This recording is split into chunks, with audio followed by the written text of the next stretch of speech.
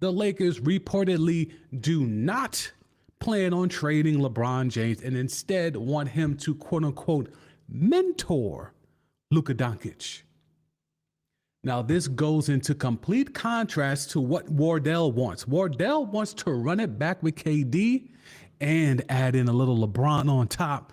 So to quell those rumors, to stop that train from leaving the station, I'm sure Rich Paul, Clutch, maybe even LeBron themselves, let Shams know, hey, we want you to run with this narrative. I ain't going nowhere. And I'm going to mentor Luka. And now we got the Shams bomb. I don't know if that hasn't translated yet, but the Shams bomb of, all right, LeBron's going to mentor Luka Doncic. He is not going anywhere. That to me says a lot of things. That to me confirms everything we were saying on this stream yesterday, that LeBron had to be involved. LeBron had to be, because Shams also said, and this is where the whole insider stuff, you're just reporting information that's given to you. That's why you're considered an insider. But just yesterday, Shams was given information that no player was involved in this. And they're still trying to run with that narrative. They're still trying to run with the narrative of, well, LeBron found out at dinner. LeBron only knew an hour before, like this to end the third. Like Jason Kidd said, I learned on the 11th hour. I believe that. I don't believe LeBron James found out at dinner with Savannah that AD was going to be flipped for Luka. There is no way, absolutely positively no way, and I stand on it. Rich Paul, Clutch Sports, and or LeBron was all in the know of what was happening. Because now we're hearing this deal's been in the been in the mix for weeks. 4 weeks. This isn't something where, again, early narratives was, hey man, the Mavs made a call. Pelinka said, are you serious? The Mavs said, yeah, we find it interesting. And then bing, bang, boom, the deal was done. Now we're getting information that the deal was in the mix for weeks, almost a month. They've been working on this deal, allegedly. So now with that T, what do you think? The fact that the Mavs and the Lake Show were working on a deal, and allegedly the Mavs were trying to get more first round picks from the Lake Show, but your man's Rob Pelinka found a way to keep whittling down what the Mavericks were going to get in return. I mean, I still think they made out pretty well in getting Anthony goddamn Davis. Anthony Marshawn Davis is now a Dallas Maverick. That's not a small haul. Despite the fans going outside the arena and, showing that fandom is a mental illness by crying and leaving, memorials like Luka Doncic died. Luka Doncic just got traded. He didn't die. But if you see what the Mavs fans are doing, you would think Luka died last night or early Sunday morning. What is going to be the fallout here? LeBron is going to mentor Luka Doncic. That confirms everything we talked about yesterday. If that's the case, they're now going to build a team around Luka Doncic and LeBron James. Does this extend LeBron's career even more? We know that man doesn't want to leave yet. That man does not want to leave yet. It is clear. He wants every single record imaginable. That man probably wants to play till he's 45. If that's the case, does this move with Luka Doncic extend that? Because allegedly the Mavs were going to expect picks back, more than just one. They wanted multiple picks back. They wanted that Paul George deal. They wanted that Rudy Gobert deal. But allegedly Rob Pelinka was able to talk, hey man, Luka's out of shape, man. I mean, y'all said it yourselves, Luka is out of shape. You want me to give you all these future first round picks and you want me to trade for a guy that y'all are telling me is out of shape? Isn't in, 270 pounds? That didn't look like a 270-pound man walking off that PJ last night. That did not look like a 270-pound man that was putting up the LA sign. That was not a 270-pound man. So Rob Pelinka doing what a GM is supposed to do, He's like, look, I'm taking this deal even if I got to give up all these picks. But if I can talk them off the ledge of wanting all these picks and we still get Luka, it's a bigger dub. And the Lake Show were able to convince your man Nico Harrison out there in Dallas too. Yeah, you only need this one pick. We'll bring in the Scamadum Day in Utah, who are always looking to get some picks. We'll leverage some picks from them in a couple of seconds. We'll figure it out. But I can't give you all my picks, even though I'm arguably getting the better player with a bigger upside. Again, that's arguably. I don't necessarily believe that, but it's arguable. I'm getting the better player with the better upside because he's younger, but out of shape, oft injured, horrible defensively. You can argue he cost them a legitimate chance of winning a championship last year in the finals. He leveraged all of that to get less, to have to give up less, and less. Allegedly. Let's hit the chat. The man I want to hear from the most, Mavs main, is in the chat. Now, he's a big Mavs fan, so we always preface that. So you're going to get the perspective of a Mavs fan. Check out his content on his channel, sub to his stuff. He does really good content. Mavs man, he was in here he was in here yesterday as well. So let's tap in. Slept on it. Still think it's a bad move for our future, but I ride with my squad. I need Kyrie and AD to lead the way. Mavs fan for life. Okay, so that's real. Because if you are going to be a fan, you have no choice but to co-sign. And that's what is crazy to me of all these fans leaving memorials outside, what was it, American Airlines Arena, whatever, leaving, jerseys out there like Luka died.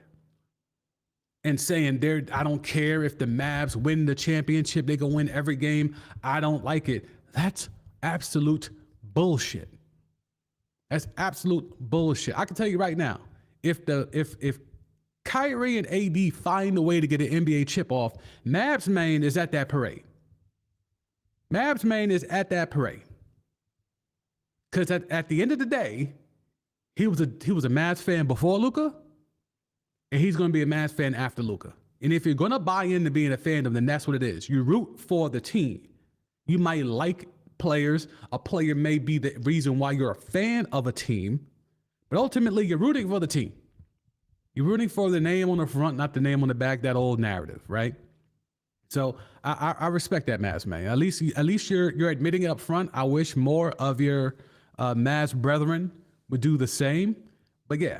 This is going to be something to monitor because ultimately, LeBron and Luka are going to be a thing. We continue on. The cycle continues. And this is what I mean by when LeBron is done with you, he uses you up and he spits you out. You can see it here with your man's Kyrie. Done with him that second time in Cleveland. He was done with D Wade when he tried to save D Wade from Miami. But D Wade was washed, flabby and sick. And then that same look to AD. It's time, bruh.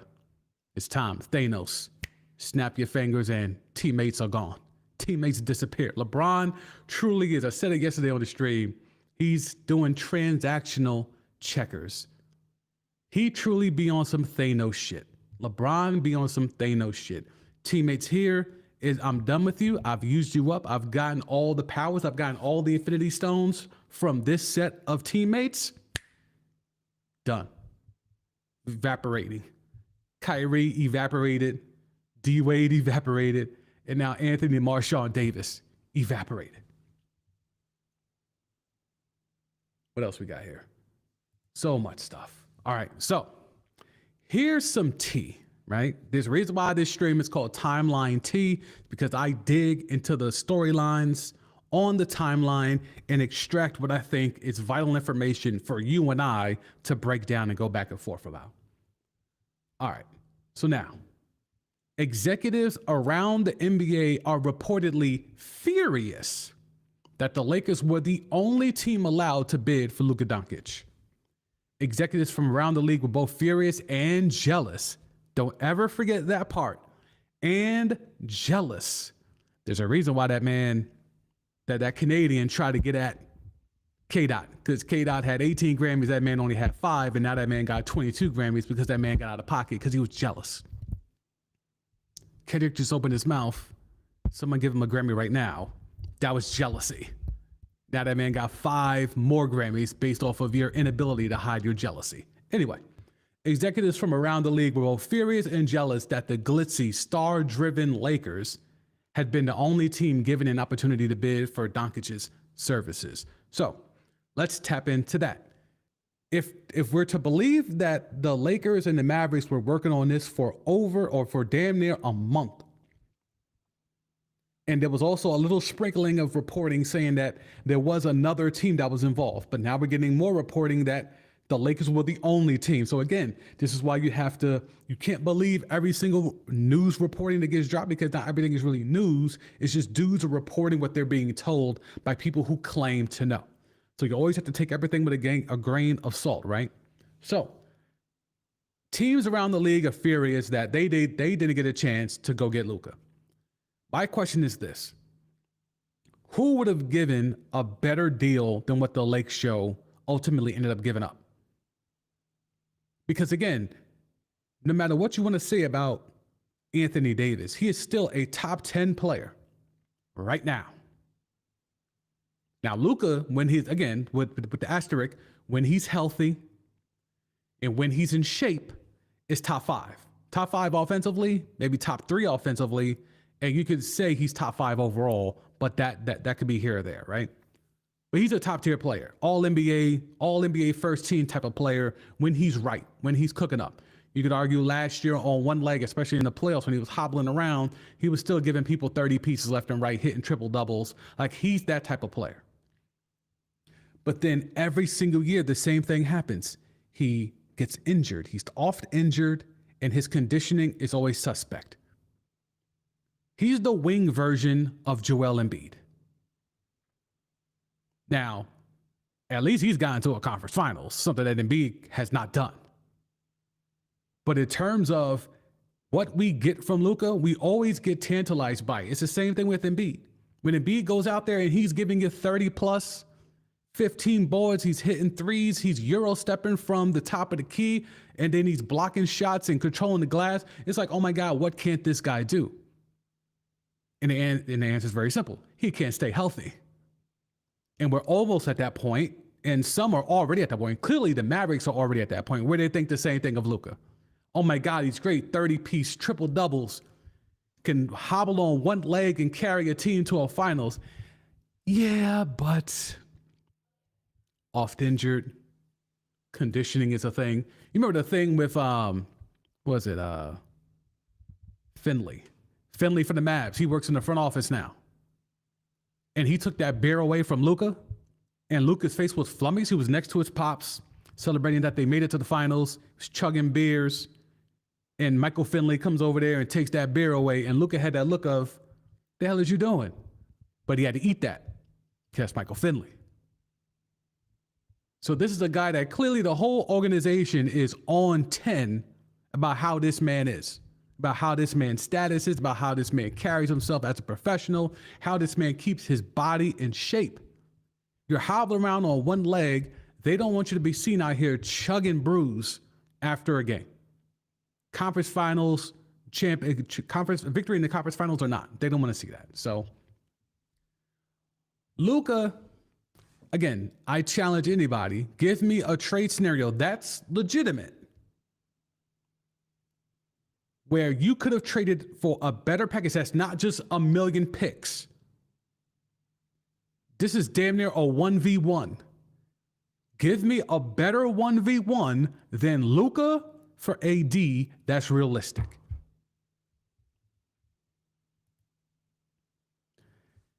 And to help this trade get through, they needed to bring in a third team to give some extra stuff to Dallas, and that's why we have the Scamadum Dea and the Utah Jazz. So the Utah Jazz, Danny Ainge and the Utah Jazz were completely in the dark during the Luka AD trade, despite being involved in it.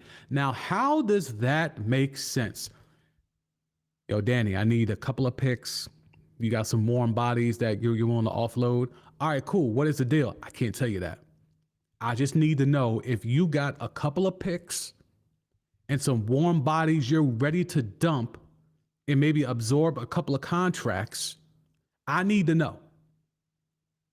And this man, Danny Ainge, who scammed his way to getting Kevin Garnett for the low to Boston, was savvy enough to fleece the Sixers for the picks that ended up being Jason Tatum. That man who was smart enough to do that was completely left in the dark on this deal? Is this a smokescreen? Is this just him trying to cop please and trying to put that information out there so the rest of the league doesn't hate on him? Because this, to me, reeks of someone that's trying to protect his rep. I don't think Danny Ainge was left in the dark here. I don't think Danny Ainge didn't know who was involved in this deal, because if you are Danny Ainge and you do have connects around the league and you are plugged in and you are trying to amass as many picks as possible, because that's the only way you could build a winner in Utah, there's only so many Markkanens and Walker Kesslers you could find out there. You're going to have to actually draft some players and force them to stay. That man didn't know anything. Again, this trade allegedly was happening for almost a month behind the scenes, and the Scamadum Dea, Danny Ainge, didn't know anything? I find that hard to believe. Absolutely hard to believe. This, to me, is him covering himself because of the simple fact that he doesn't want to be seen as helping the Lake Show get another superstar. Nobody wants that, scarlet letter on themselves. We'll hit the chat. Mavs man back up in here. Luka's major problem is that nobody could tell him shit. He does what he wants, so you can say he's uncoachable. Well, that's kind of what got Rick Carlisle up out of there, right? I mean, you can speak to that better than I. That's what got Rick Carlisle up out of there. It was a butting of heads. It was the front office and the organization having to make a choice. Are we riding with the player or are we riding with the coach? And in today's NBA, and somewhat historically the same as well, but more so today, organizations are choosing the player over the coach. This is one of the rare instances where, I'm not saying they chose Jason Kidd specifically, but I think in addition to the fact that he's off injured and his conditioning has always been an issue.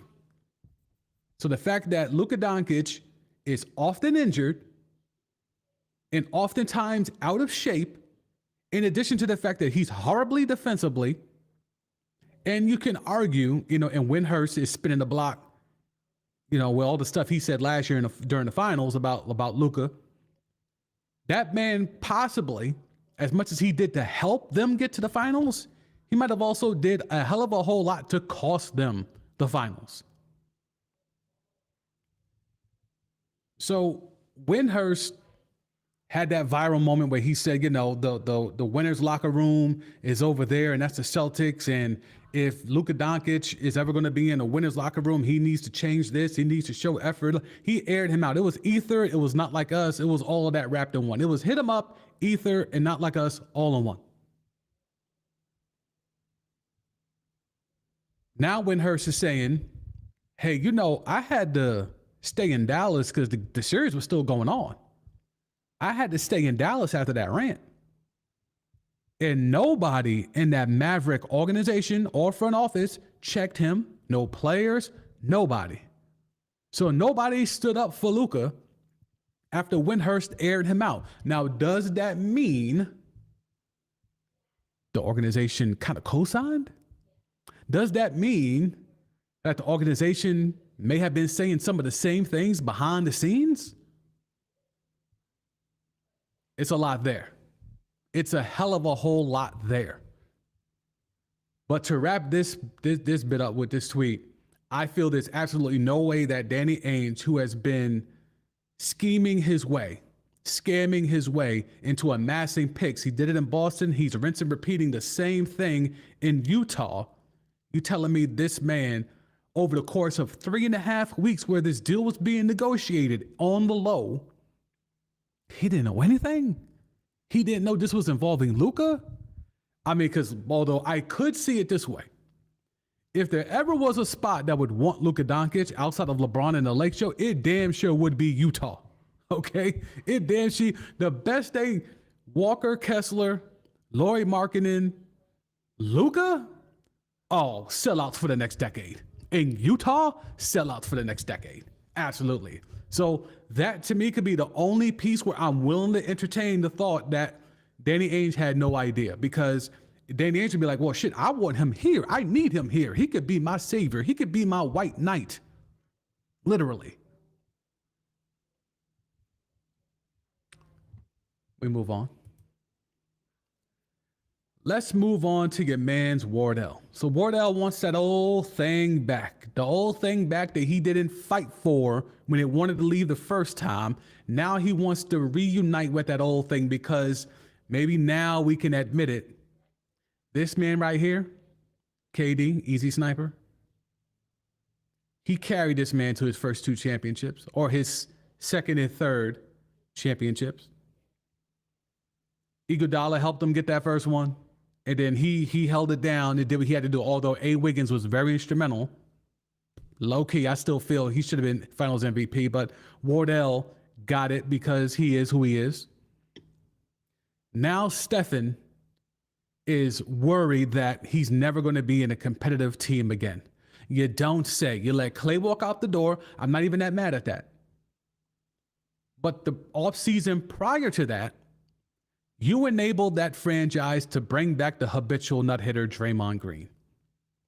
And that stunted the growth.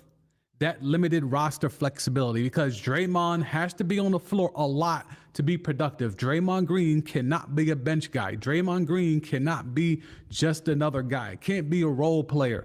He's either going to be the guy that we have known him to be, or he's going to be retired.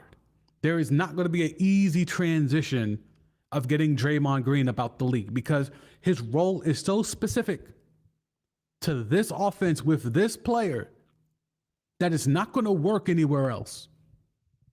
And that's why it was foolish that the Warriors gave that man a 4-year deal. 4 years. 4 more years of the habitual nut hitter. Insane. Absolutely insane. But anyway, the Golden State Warriors have shown some interest in reuniting Kevin Durant. Now, some interest is doing a lot of work here, but let's assume some interest in reuniting Kevin Durant and Steph Curry. The Warriors did not move forward with their own conversation regarding Chicago's Zach LaVine and Nikola Vucevic this weekend, sources said, as Golden State continued to deliberate over the pursuit of Jimmy Butler and, wait for it, exploring the feasibility of reuniting Kevin Durant with Stephen Curry. How desperate is Steph? This just shows how this reeks of desperation. Now, again, how true this is, all these reports are just reports. None of these reports are to be taken as gospel.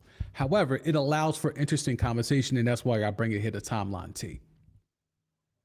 One piece.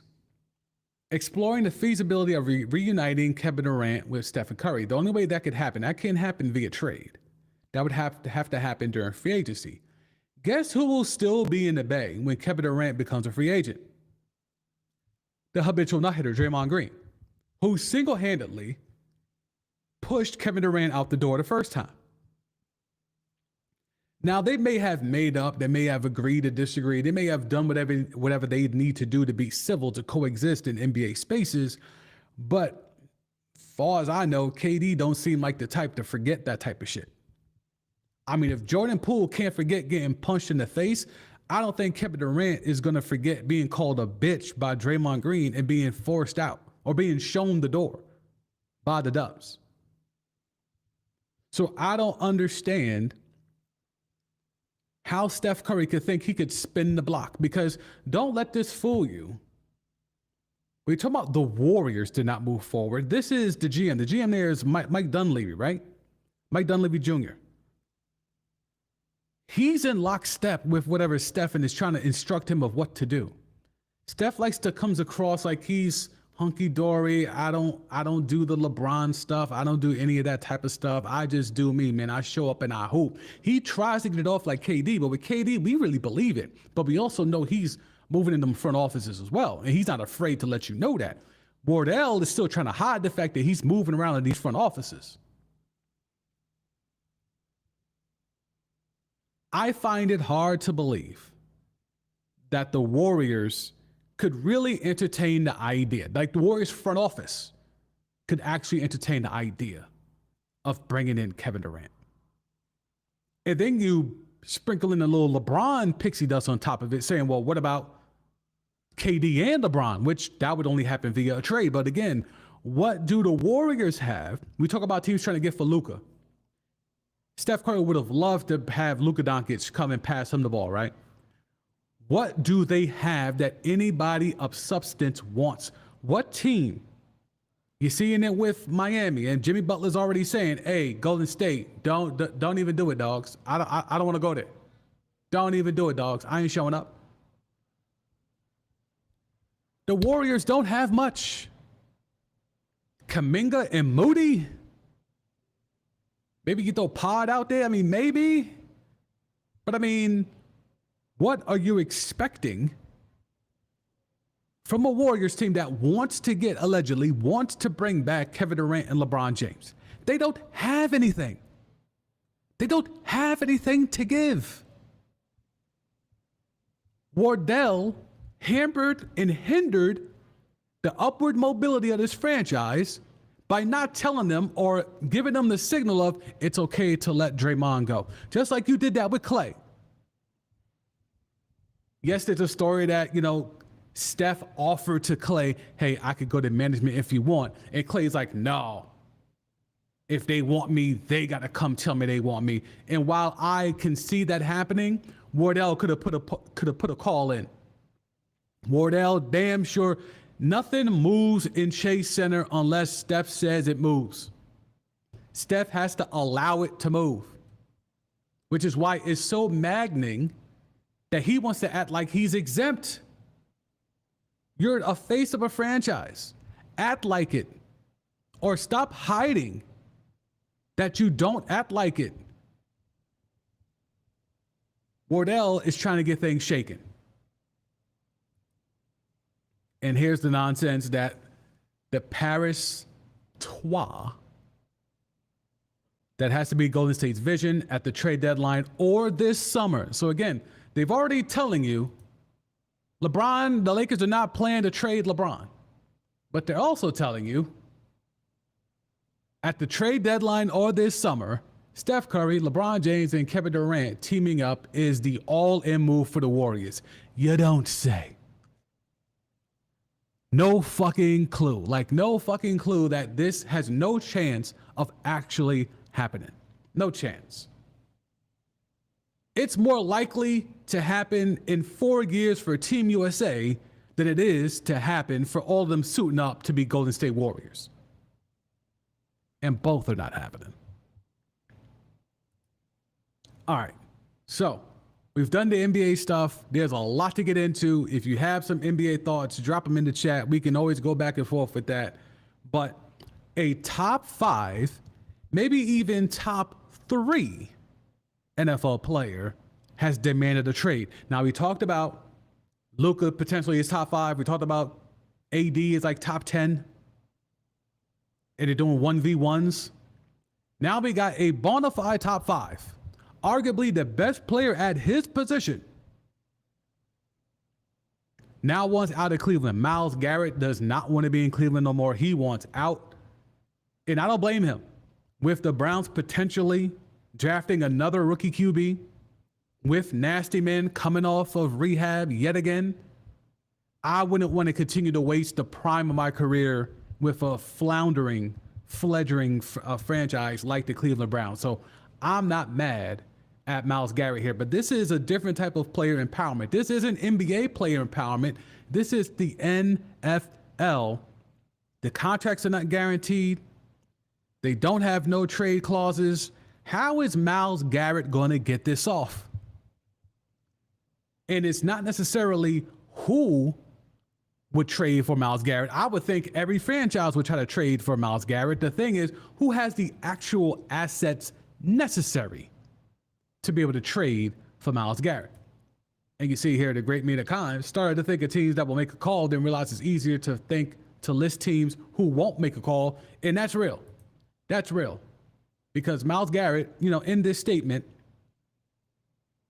my love for the community of Northeast Ohio and the incredible fan base of the Cleveland Browns has made this one of the toughest decisions of my life.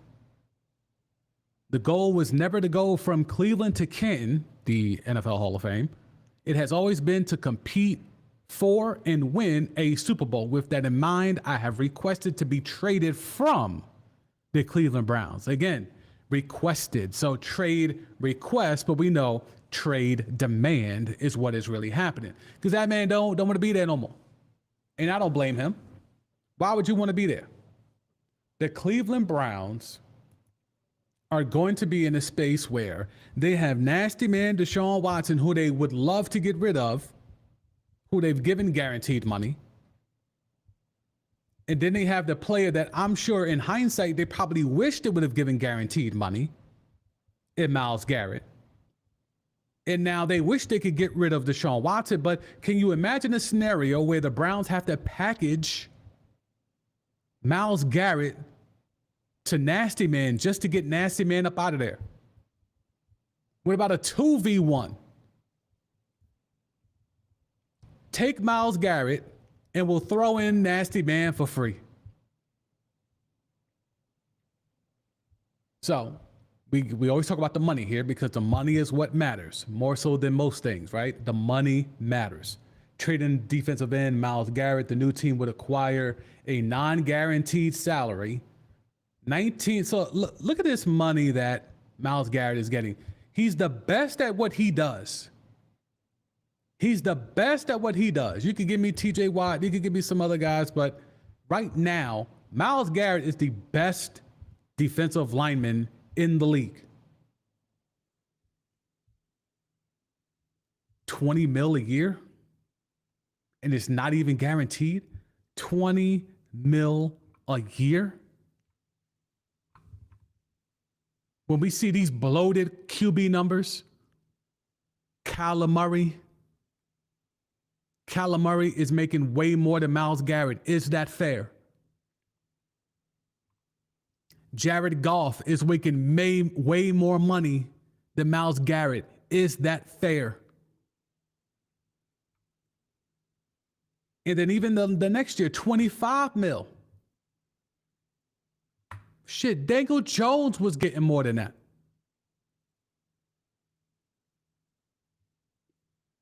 But if you look at the Browns' dead cap money, that's $36 million. So the 29-year-old will be seeking a deal currently projecting toward a 4-year, $137 million contract. Who wants Myles Garrett? Everybody. Cool, that's done out the way. Who can actually trade for Myles Garrett? What would be the market for a Myles Garrett? I can't think of too many scenarios. What type of 1v1 can you come up with? Can you come up with an AD Luka type trade with Myles Garrett? That's like legitimate. Not Madden shit, like legitimate. Let's head to the chat. Stefan, who's been a guest on this live stream and the podcast. Yeah, Steph's been on both things. What's good, Steph? I'm late, but I feel like you have to flip that. Take Deshaun and we'll give you Garrett. Oh, yeah. Yeah, you're right. Here's Nasty Man. We know you want Garrett, but we got this other thing over here, Nasty Man. We'll give you both for the low price of whatever. We know you want Garrett, but can I also interest you in a Nasty Man? That's the type of time we're on. 2v1. Who else is disgruntled in the National Checkdown League, that is the NFL, that you could flip legitimately for Myles Garrett? Normally in these types of deals, you do one headache for another. Now you're trying to do a top 3, if not the best player at his position in the sport, along with a headache. What can I get for that?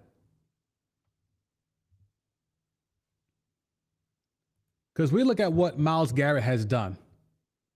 Another year of 14 sacks. Like, this dude is too good at what he does I mean, double-digit sacks all but 1 year. And that 1 year, that first year, he got hurt. He's had double-digit sacks every single year. This man has 44 sacks. No, let's just do the last 4 years. That's even crazier.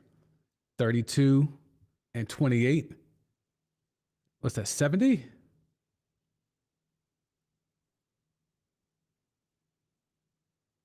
$60, 28. Bruh, do you know the type of production you have to do? That's 15 sacks a year. 15 sacks a year over the last 4 years, he's averaged. And the problem is right here, this playoff one. For all of that, he's had 2 playoff appearances. For all this production that you see, Pro Bowl, AP, All Pro. For all that production, he's gotten Nathan for it. Absolutely Nathan for it. So I'm not surprised he wants out. It's just, I don't know what's a quantifiable deal that would bring you back anything in return. You know, I've seen Ravens fans online saying, yo, make it happen, whatever. Like, it would be the most blasphemous thing ever if the Browns were to hand Myles Garrett to the Ravens. Absolutely. But there was another trade that I saw proposed on the timeline today involving the Ravens. And it actually involves Stefan's team. Good old Bleacher Report. Bleacher Report known for slideshows and conjuring up trade rumors for clickbait. Here's one that they proposed. This is between the Ravens and the Cowboys. Ravens receive Micah Parsons. Now, again, this is not an actual trade that's being talked about. This is just a proposal, right? So this is like the shit that we do in the barbershop, the shit that we do online in the group chat, whatever, just throwing trades around. This is what Bleacher Report is actually throwing to the timeline to get clicks and engagement farming. Micah Parsons for Zay Flowers, Cal Van Noy, and a first rounder. In a little blurb to kind of emphasize the trade, Baltimore has proven they can field a functional offense without top receiving talent as long as Lamar Jackson is healthy. That is the most ridiculous statement I've heard in a very long time. Let's give Lamar less weapons. Let's just take it back to 2019. Let's just take it all the way back to 2019. Are you kidding me? Like, it's problematic for a lot of reasons, right? It's problematic for the fact that, one, this deal would never happen, right? But if we're trying to play this out in the sense of, well, would the logistics even work? Why? The Cowboys want more receivers?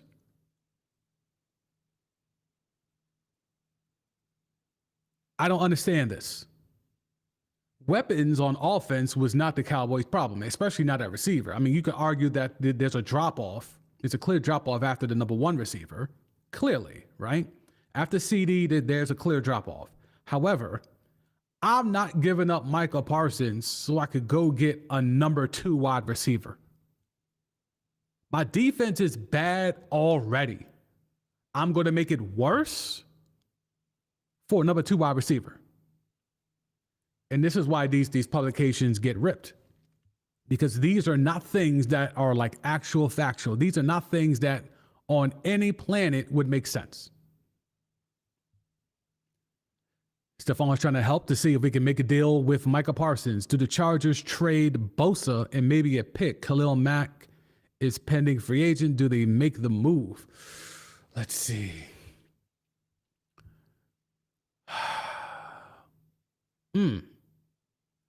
Bosa for Garrett 1v1.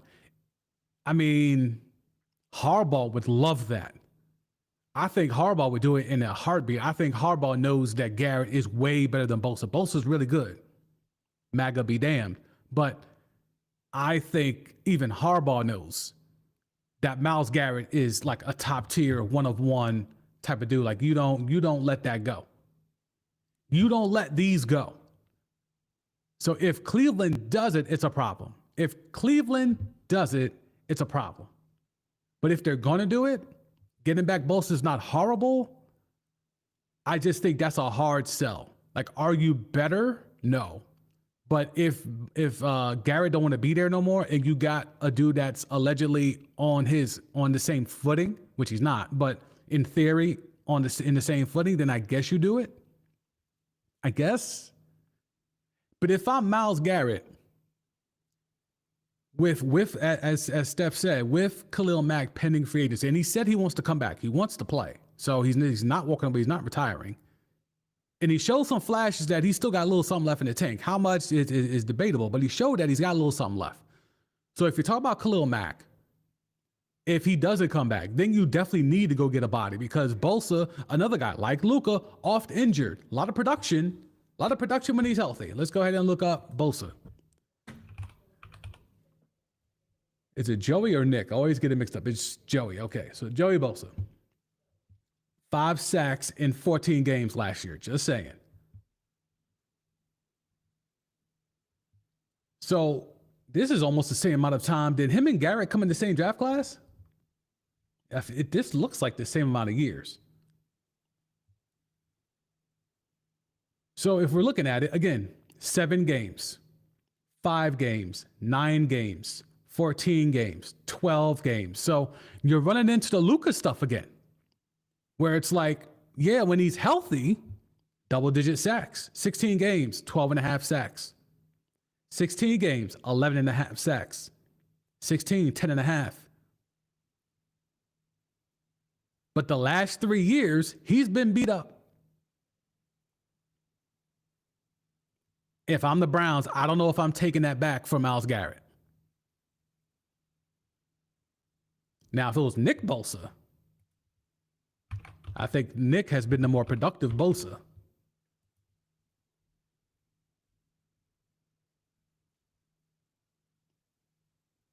Younger, and I think he got his bag. And he's already had the bad injury where he's been out. Now we talking this Bosa, Nick Bosa is a different conversation. Joey, I don't know if I'm doing that. But I think you have to go into that trade knowing you're not going to get fair value for Myles Garrett. This isn't the NBA where you could get, you could flip Paul George into 1 million future first round picks and SGA. Like, it's not that. Right? So what's the equivalent of that type of deal in the NFL? And that's why, to me, this situation is going to be something worth watching, because what the Browns get in return is going to be looked at. They're going to be judged harshly on whatever return they get. Corey's up in here. You mentioned Cowboys, and Corey comes up the woodworks. Wide receiver is a priority for Dallas. Cool. Is it a priority that they're going to flip Micah?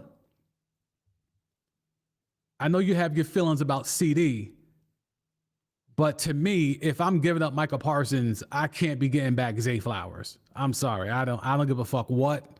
It could be a priority. I'll roll my chances in the draft than giving up Micah Parsons for a goddamn Zay Flowers. You're telling me I could get like an AJ Brown type of receiver? Now that's a different conversation. An actual true number one, an impactful number one. That's different. Zay Flowers? Fuck out of here. Fuck out of here. Absolutely no way. Steph, also 2016, Garrett was 2017. Copy that. Okay. I think what the Browns are able to do here, clearly there's a need. Let's go ahead and do draft stuff, because I mean it's gonna get there, right? And y'all know I always go to Tankathon because they have some fun ways of going about it, right? Let's go to the draft order first. Let's go ahead and just have the fun, right? Number 2 pick, it's likely they're gonna take a QB, right? So we see where we at here. We see where we at. Cleveland at that number 2 pick, they take a QB. Or let's just play the game. Mock draft, what do they have? All right, so they got to take an Abdul Carter. Now, if you're taking Abdul Carter, now here's the problem I have. If this holds true, potentially unlikely, but if this holds true, Myles Garrett and Abdul Carter off of the edge would be ferocious, right? Now, they may have to wait a little bit for Abdul to make that transition, maybe, or he could come out of a bat out of hell and just be wrecking shop off rip. But that, to me, would be hugely more impactful to making the Browns a potential playoff team than drafting a quarterback, and now Myles Garrett has to wait for that guy to get right. Because not every QB is going to be CJ Stroud year one. Not every QB is going to be Jaden Daniels year one. More and more are starting to make that transition and starting to make it quicker. But you can't guarantee that. Caleb Williams was supposed to be the most can't miss thing ever. People were comparing him to Andrew Luck coming out, like he's that much of a can't miss. And I'm not saying he's missed, but Jaden Daniels one spot later looks to be the can't miss. So you can't assume anything when it comes to this, right? Abdul Carter, if he is the number 2 pick, I think Myles Garrett should reconsider. Now, QB is still going to be a problem, right? Whether it's Nasty Man, whether they try to run it back with DTR, or whoever they try to get in free agency to try to help that QB room, whoever they try to bring in, I would try to convince Myles Garrett, yo, we're getting Abdul Carter. And we're going to try to win games 12-9 next year.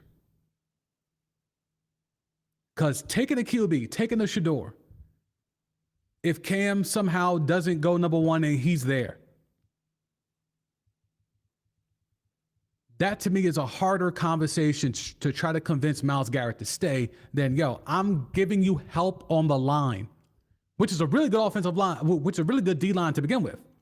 I'm giving you even more help with Abdul Carter, who has deservedly played his way into being a number 2 pick. But if they take a QB, if I'm Myles Garrett, I'm like, yo, I'm out. I'm out.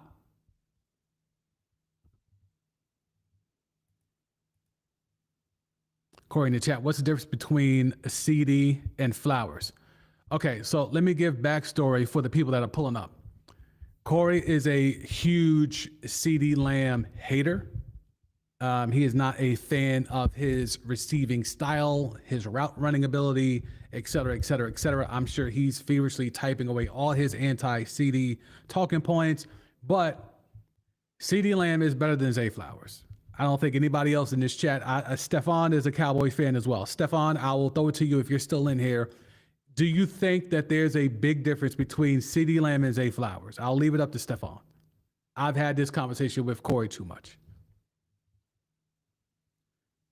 But if we're going to talk about who should be doing what, if the Browns are going to look at Abdul Carter at 2 to try to pair him as bookends with Myles Garrett, that to me would be a bigger selling point than to just take a QB and to run it back. Let Nasty Man, assuming health, or DTR, if Nasty Man is still on the mend, let DTR go out there and be the sacrificial lamb until you can hand the keys over to whoever you draft, whether it's Cam Ward, Shador, whoever else they may trade back to go get another QB with better value later. Like whatever they decide to do at 2, if it ain't help for Myles Garrett, I would want out too.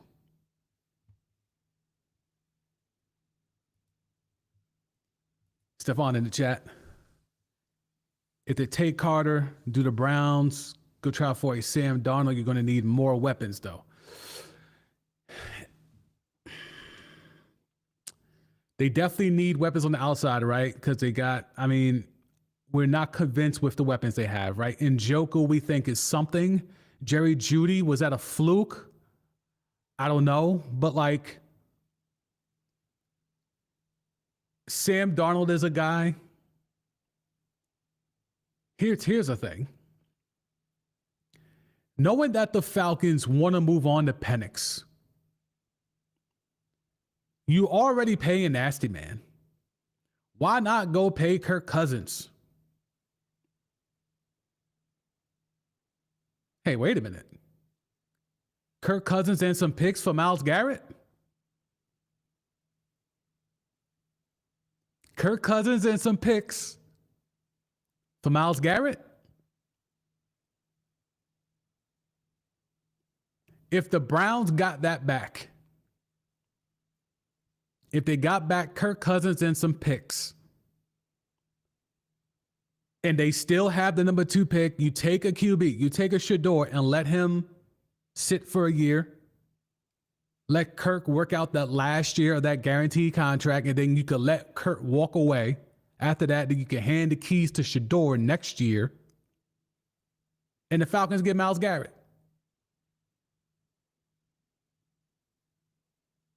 I mean, it's heavily favoring the Falcons. I'm fully aware of that. But if you're really just trying to, because I'm not trading Myles Garrett in the conference. I'm damn sure not trading him in the division, but I'm not even trading him within the conference. I don't want to see that man. I don't want to see that man get 16 sacks in the conference. I'm not trying to do that. Let him go do that shit in the NFC. Have a blast. Go wreck shop in the NFC South. Have a blast. I'm not trading you to the AFC West. I'm damn sure not flipping you within the damn division. I don't even want you to go to the AFC East. I want you in the NFC South. Get as far away as possible from my facility. I don't ever want to have to come across you.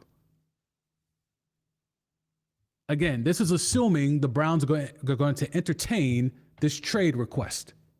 And the key word is request. They're trying to make it so that it's not a demand, but you don't do a whole statement like this and it's not a demand. With that in mind, I have requested to be traded from the Cleveland Browns. You don't do this if you don't think it's already over. When's the last time we've seen someone do this type of a statement and they were stuck where they were? I can't recall a time. If y'all know, feel free to let me know in the chat.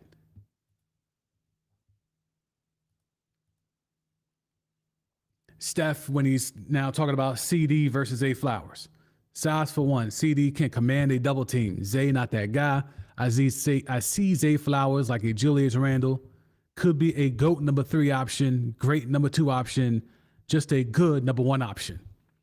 And to piggyback off of that, I think it's debatable that he's a number 1. He was on a number 1 by default because the Ravens only have Rashad Bateman and Nelson Aguilar. So I think of very good points, all strong points from Stefan. We'll see if Corey has a retort. Likely not. Does CD have lazy route running? Yes, yeah, at times, but I do think he's a legit number 1. I agree. Like CD Lamb is a bona fide number 1 wide receiver.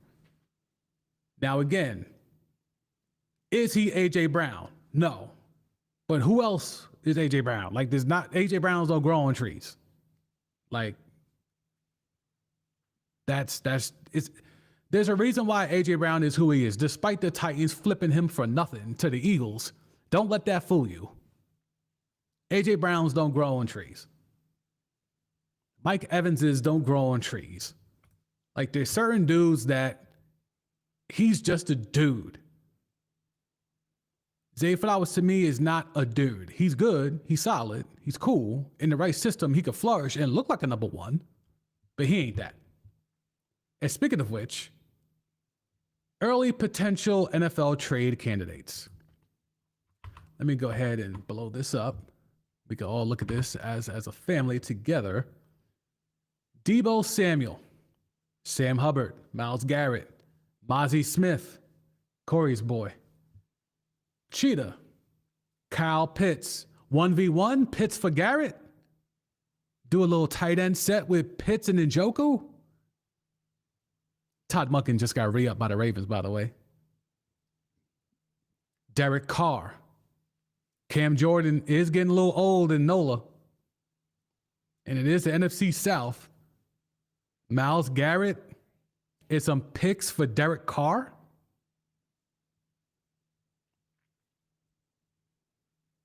If you're the Dolphins, could you do a 1v1 Tyreek for Myles Garrett? Throw in some picks. Cheetah for Myles Garrett. If you're the Browns, do you do it? We know the Dolphins would do it. If you're the Browns, would you do that? Stefan just said the Browns need weapons. Now, if I know I got Cheetah, Now, maybe I'm not taking Abdul Carter at number 2. Maybe I'm not doing that. Maybe.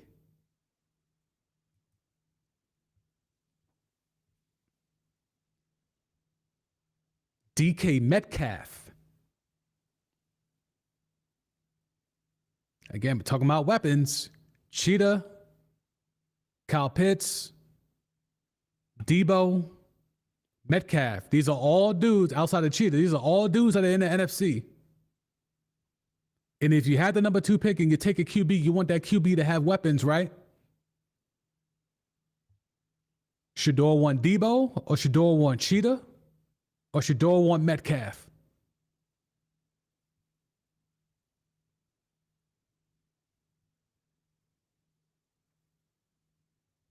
Interesting. Very, very interesting. Let me know in the chat.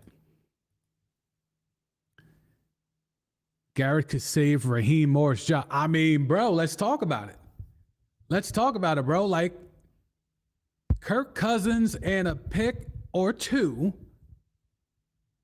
you would have to do the Paul George type deal. I'll give you all the picks in the world, and I'll put in Kirk Cousins, so you'll have a stopgap QB. But I need Myles Garrett.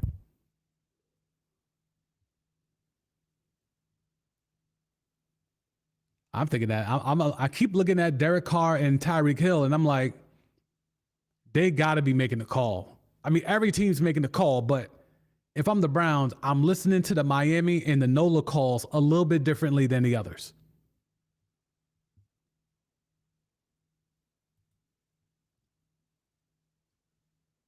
Let's see what we got.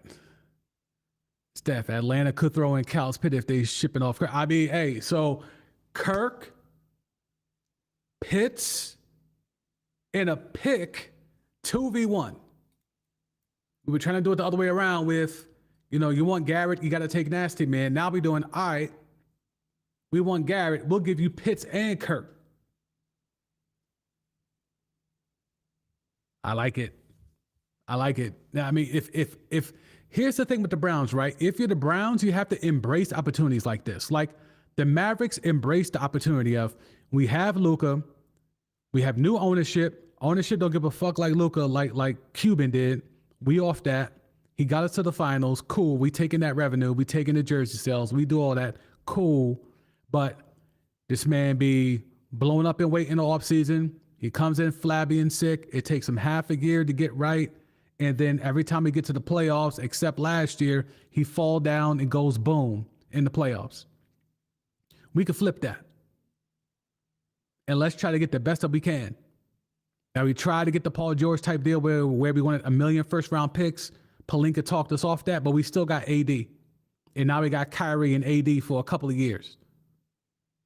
And that could do work. I mean, your man's Fraud A is already saying he got the message as number 1 seed in the West. I mean, that's what happens when you let a fan work on TV. But ultimately, they had the chance. They were in the driver's seat. They had the leverage, and they took advantage of it. The Browns, with Myles Garrett wanting out, they have a chip. Now, the value obviously diminishes with, Myles Garrett going public. But be that as it may, they still have some leverage here because this ain't the NBA. You can't just force your way out. You can't do like De'Aaron Fox. You can't do like Jimmy Butler. You can't do like KD, Kyrie, Bron, Harden. You can't do like these dudes, Paul George. You can't do like these dudes. Myles Garrett, you have no guaranteed money, sir. Your contract's not guaranteed. You don't have a no trade clause. This is the National Checkdown League. You are an NFL player. You have zero power. Because you are asking to be traded. You are requesting to be traded. In the NBA, you know what they do? They demand to be traded. And therein lies the difference.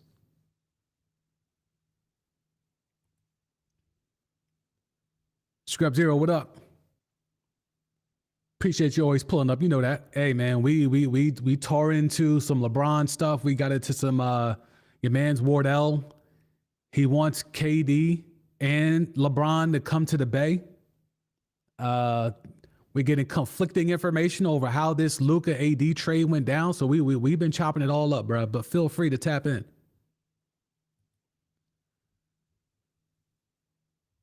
Steph, AJ Brown don't grow on trees, but you got his former teammate and Combine Warrior partner in DK up for grabs. I'm taking. I mean, hey, bro. Now, if you're telling me Dallas is going to try to swing Michael Parsons for DK, at least I'm open to listening to that, because when DK is right, he's one of them. Like, we've seen those movies. You go ahead and look up his numbers. You go ahead and look up these numbers. Like, he's him. We know that. Now, obviously, been also battled injuries, but these numbers are there. And this is with old Russie. Okay. Now he would go to a potential better quarterback in Dak. Who knows what those numbers will look like? He's putting up 1,100, 1,300, 10, 12 touchdowns a year with Russie, an old declining Russie. What's he going to do with Dak? With CD on the other side? Now we're talking. If you're talking about, where's that nasty trade at? Here we go. If you're telling me Seahawks receive Michael Parsons, Cowboys receive DK Metcalf, and whatever else, and a first rounder, I'm more inclined to listen at that point. But for some Zay Flowers? Nah, bruh. Nah. Fake news. Fake news is a popular term. That's fake news.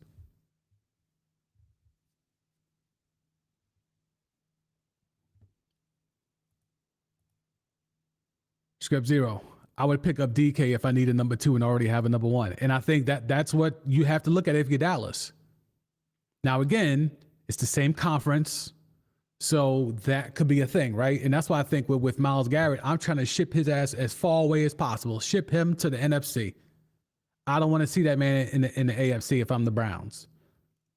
So if you're the Seahawks, I don't want to see DK on the star. I don't want to see DK running the numbers up on Thanksgiving every year. I don't want to see that.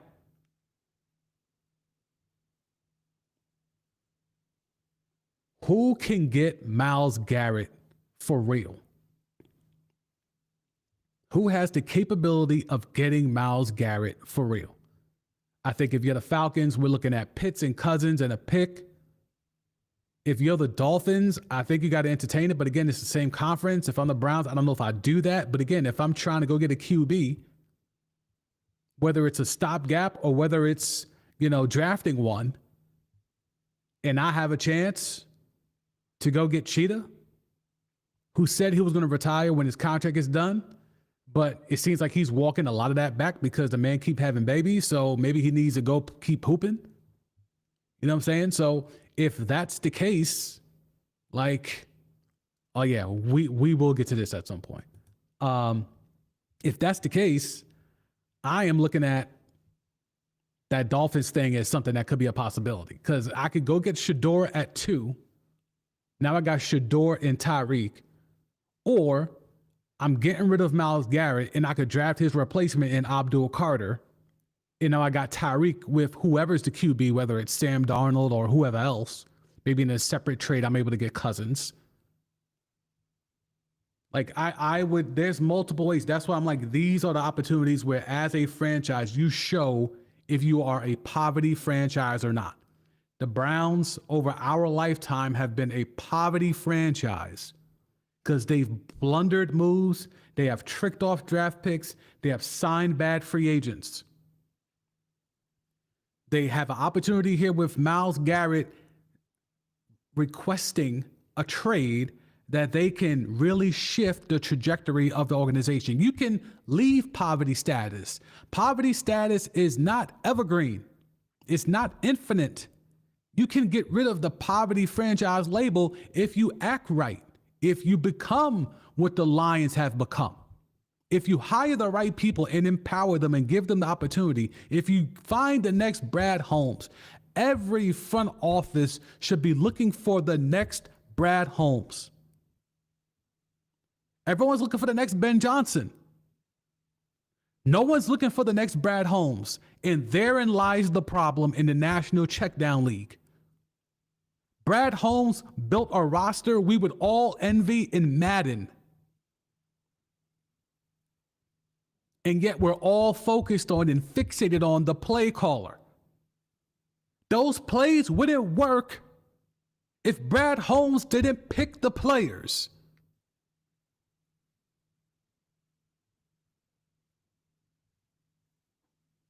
So the Browns have a chance here to shift the narrative away from being a poverty franchise. Stefanski has a chance to save his reputation. But they got to do the right thing here. And I'm not confident that they can do the right thing here. And that's the problem. That's why they're a poverty franchise.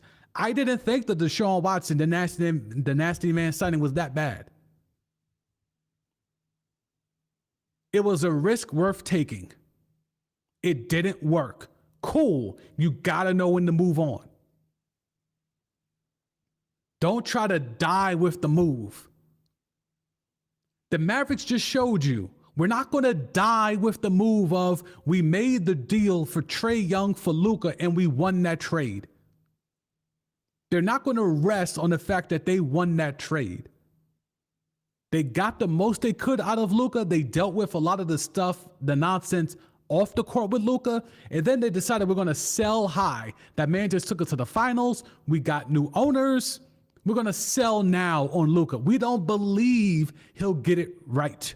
We don't believe he'll ever show the dedication to be a true, legitimate face of the franchise, number one bona fide player. He won't do the leadership stuff. He won't do the lead by example stuff. We don't believe in you, Luka, so we're going to flip you now. The Browns have that chance here. They cannot trick this off. Myles Garrett is too good at what he does for you to not get a top-tier return. The Mavs turn Luka Doncic into Anthony Marshawn Davis. And some of your favorites are running on TV telling you they're the number one seed now. That's the return that you get when you have that opportunity and you're ready to sell. Myles Garrett is telling the Browns, you should get ready to sell. Go cook up.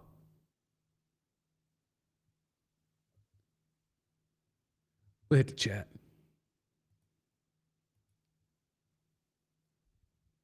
Steph, you don't trade Micah unless you're getting Mahomes back. I feel that. Like, if you're going to, but Steph, here's the thing, right? If he tells you, I'm not coming back, if he gives you that decency, that grace to tell you, hey, bro, I'm not re-signing. I'm going to explore my options. What do you do then?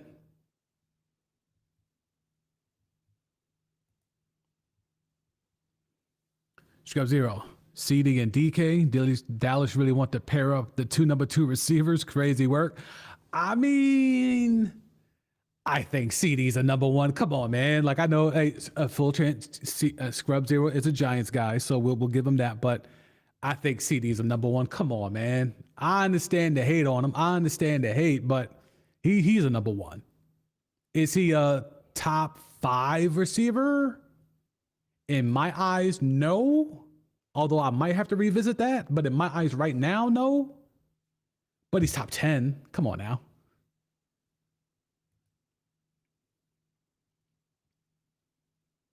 I wish I had Brad Holmes and not that boy shining. Yeah, I'm telling you, how teams are not trying to find any brother worth a damn and empower them is beyond me. Brad Holmes is showing you what could be done if given the opportunity. And he got roasted for a lot of those picks. A lot of people who frequent this live stream were killing Brad Holmes on draft night when they took Gibbs in the first round. Killing. A lot of us laughed when they made the deal for Jared Goff.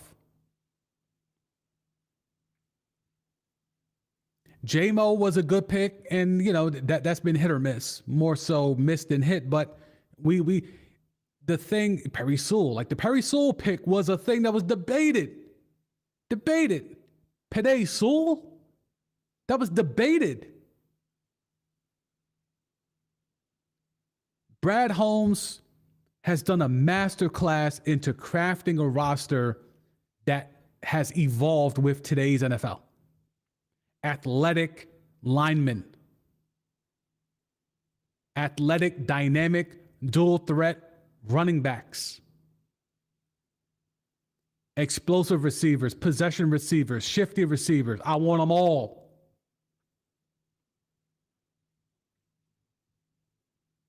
Dominant defensive linemen, edge rushers who can stop the run. Him and his scouting department need to be mimicked. This is a copycat league. The Dolphins ran out here with Wildcat. They beat the Patriots. Next thing you know, the whole league has Wildcat packages. This is a copycat league. The Chiefs were killing everybody with rub routes and drag routes. Now everybody's got rub routes and drag routes in their playbook. This is a copycat league. Why are they not copycatting what Brad Holmes and the Lions are doing? It's Black History Month. I can make a guess, but I'm trying not to think that way.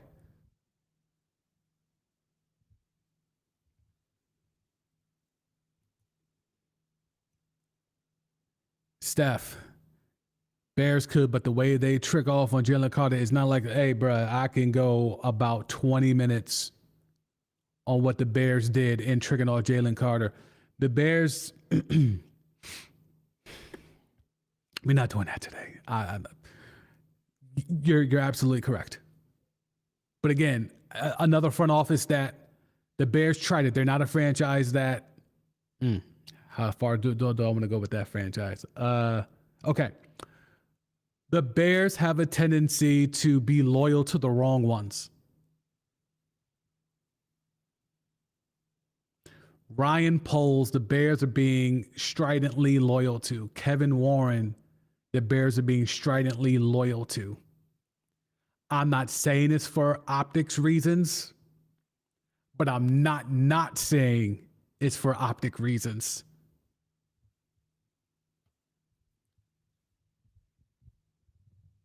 I mean, shit, Brad Holmes might be the reason why Ryan Poles has a job. Maybe that was the Bears trying to be copycat. But then you got to know the right one. Just because you hire one doesn't mean you got the right one. Just because they hired one and it hit doesn't mean, well, you can just go grab any old one and make it hit. No. It still doesn't work that way. There's levels between, all right, yeah.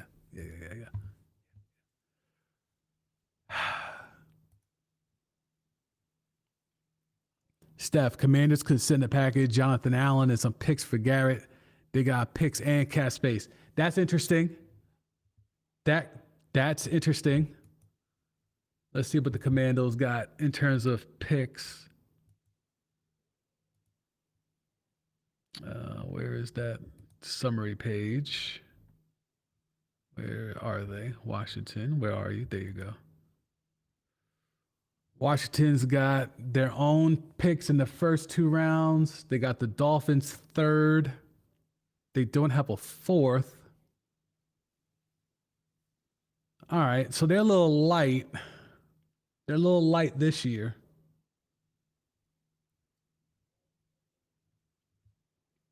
But I do like Jonathan Allen. Again, if the Browns are just trying to supplement in terms of, well, we need a lineman back, I get that. But again, at number 2, they could just go get Myles Garrett's replacement. Now, again, I'm not saying Abdul Carter is going to be as good as Abdul Carter, but the Browns could talk themselves into thinking that Abdul Carter could provide the similar impact like Myles Garrett. So if that's the case, you don't really need to take a Jonathan Allen back, right? Unless you're just trying to say, why we're going to pair Jonathan Allen and Abdul Carter. But if that's the case, then why don't you just pair Abdul Carter and Myles Garrett? Convince There's two lanes for the Browns here. Either go get talent for a QB you're going to draft at 2 and flip a Myles Garrett, or convince Myles Garrett that you and Abdul Carter could be bookend edge rushers and dominate for the next 3 to 4 years. Those are only two plays, I think, if you're the Browns. Either we're flipping Myles Garrett for weapons for our incoming QB, whether it's Shedeur at 2 or free agent to be determined later, or we're trying to convince Myles Garrett we're going to have you on this line. And who they still got? They still got Tomlinson on that line. They got some good nose tackle. They got some good D tackles on that line. And we're going to put Abdul on the other side, and y'all going to wreak havoc on the AFC North. That's the move to me. Flip him for offensive talent for your rookie QB that's coming in, or convince him that Abdul Carter is basically a younger you and y'all can dominate. It's crazy. Absolutely crazy. Scrub zero. Man, we don't shoot no ball over here. We know how this league does. I mean, yeah. I think this is going to be something, though. I really think this is one of those trades. This is a player that's still at his peak. I mean, this man's coming off of, he's averaging 15 sacks over the last 4 years. Like, this is a dude that is still in his prime. This is a man in his prime. He's showing no signs of slowing down. You're flipping this talent. You're flipping this production. Right now, I need top tier talent in return. I need an AD. I need an AD. Get me an AD, you can have my Luka, but you got to get me an AD. Who is the AD in the NFL that you can flip for a Luka type like Myles Garrett? Scrub Zero, you really think Prime is finna let his son play for the Browns? Should they draft him? Well, here's the deal, right? I think there's a lot of smoke and mirrors. I think Prime is doing the right thing to protect his son by trying to let franchises know you better come correct. However, when Prime was able to tell the New York Giants, y'all won't have the chance to draft me at 10 because I'm going to be gone by then. So fuck your little draft quiz, like pre-interview stuff, like fuck all that. Shedeur doesn't have that type of game to where he can do that. He can't get that off, especially in today's NFL. Like, Shedeur could probably get that off with a team down here. He could tell the Saints to kiss his ass because he shouldn't be at number 9. But I don't think you tell the Browns, don't take me. I don't think you do that. Now, the Giants is the key one to me. Now, for obvious reasons, I don't think the Giants are going to take a QB like Shedeur Sanders. I think it would be actually really interesting if they let Travis Hunter go by. If I'm at 3 and this draft goes the way this looks right here, I'm taking Travis Hunter at 3. You have Neighbors and Travis Hunter, or if you want him to be a DB, fine. DBs have been taken at 3 before.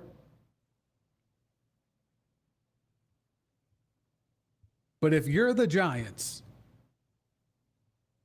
because here's the thing, Scrub. I mean, I know you're a Giants guy, right? But you really think Prime wants his son to go to the Giants? They haven't shown the ability to really figure things out either now. Now, like, y'all hit on Neighbors. That was an obvious one. You hit on Tracy. Like, you've had some hits, but you also had some misses. And I don't like that coach. And I don't like that GM. I think a lot of teams missed out by not cleaning house. Like if I was the Browns, I would have cleaned house. Get Stefanski up out of here. Get the GM up out of there. And then tell Prime, hey, Shedeur at 2, you coaching. What's up? Now, do you like Cleveland? Now, is that an enticing thing? But I don't see that much difference between the Browns and the Giants in terms of credibility. Lately, historically, the Giants are a better franchise, but lately, the Giants are a poverty franchise just as much as the Browns are.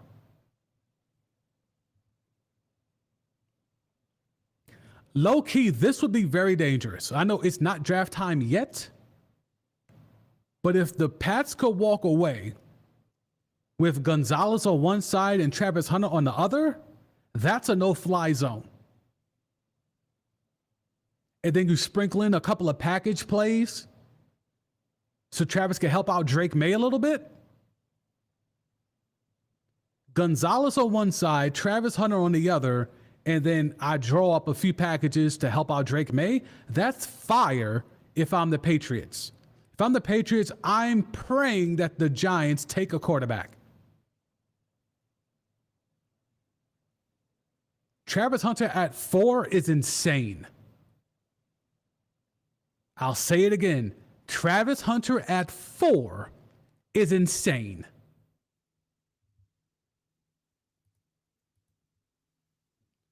Steph, Myles Garrett's AD is Mike Evans. Oh, but Mike Evans is old, bro. Like, AD ain't that old, is he? I think AD's got more in the tank than Mike Evans does at this point. I feel like Mike Evans is, his prime is certainly done.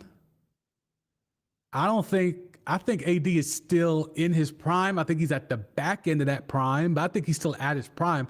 I don't know if Mike Evans, battling through all the injuries these last few years, is still in his prime, but I can see it.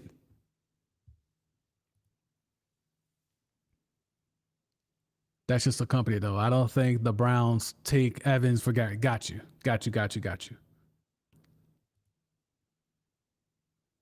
But Evans isn't enough. Yeah, that's what I'm saying. Like, I need a younger one. If you a younger Mike Evans, then we could talk about like Jettas for Garrett. That's a 1v1. That's a 1v1.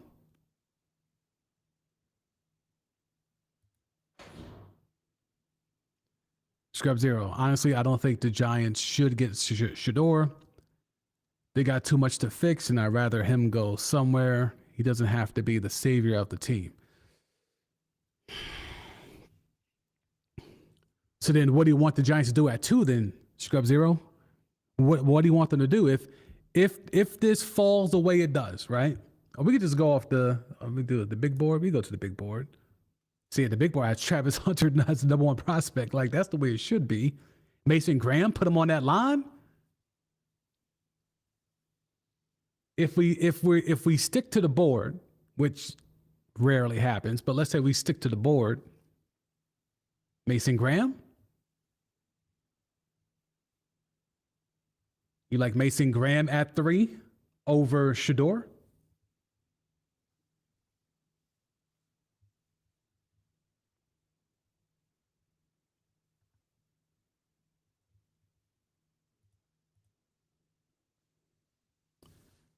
I would like to have Shedeur overall, but we still need some DB wide receiver help. At Travis Hunter is perfect to fill that need for sure.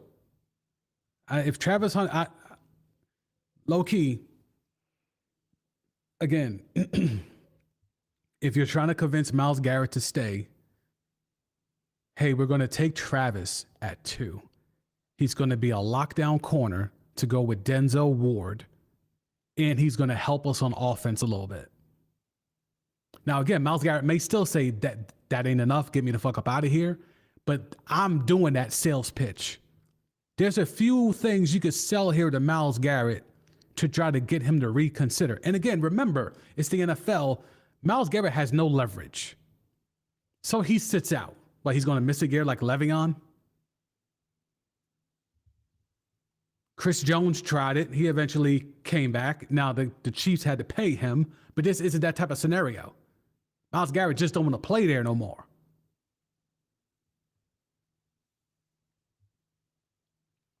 There's a few scenarios you could spin to Myles Garrett. Abdul Carter, you and Abdul Carter are going to be bookends. Shedeur is the future. And then we're going to use the rest of the draft to surround him with talent. O-line, especially. O-line and weapons. Jerry Jeudy, we're going to prove that that was not a fluke.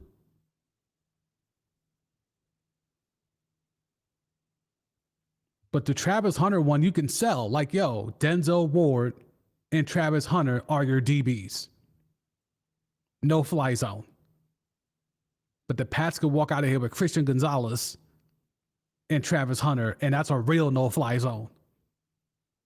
Denzel Ward might be starting to show his age a little bit, but Gonzalez and Travis Hunter, shit, Belichick might try to spin the block. Belichick would love to coach the Patriots defense with Gonzalez and Travis Hunter. It's only a one-year deal in Carolina. He can get that buyout and be gone after 1 year. I know they got Vrabel. I'm fully aware, but still.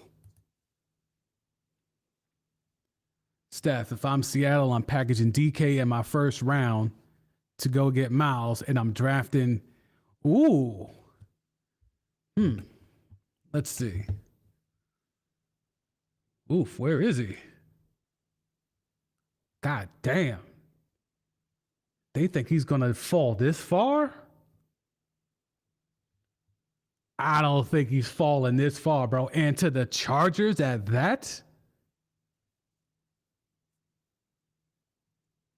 McCaffrey and Emeka would be crazy. Now, if that's the case, then you might get Jay Herbo back to throwing for 4,000 or 5,000 yards.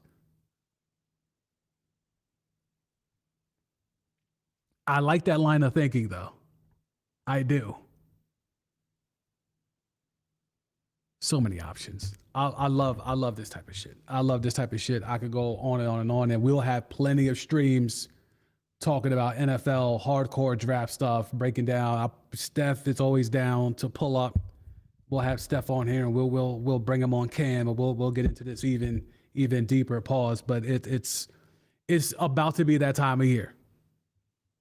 It's about to be that time of year. We still got a Super Bowl to play, by the way. There's a Super Bowl this weekend. We've forgotten all this type of shit, and the Super Bowl is Sunday.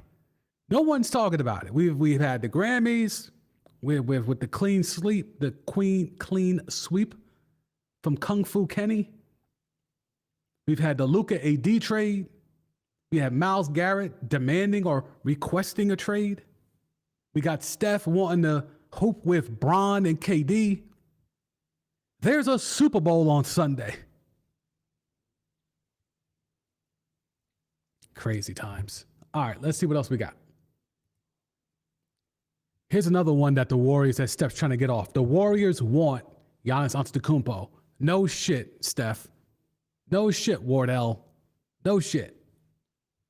This has been a long rumor for years.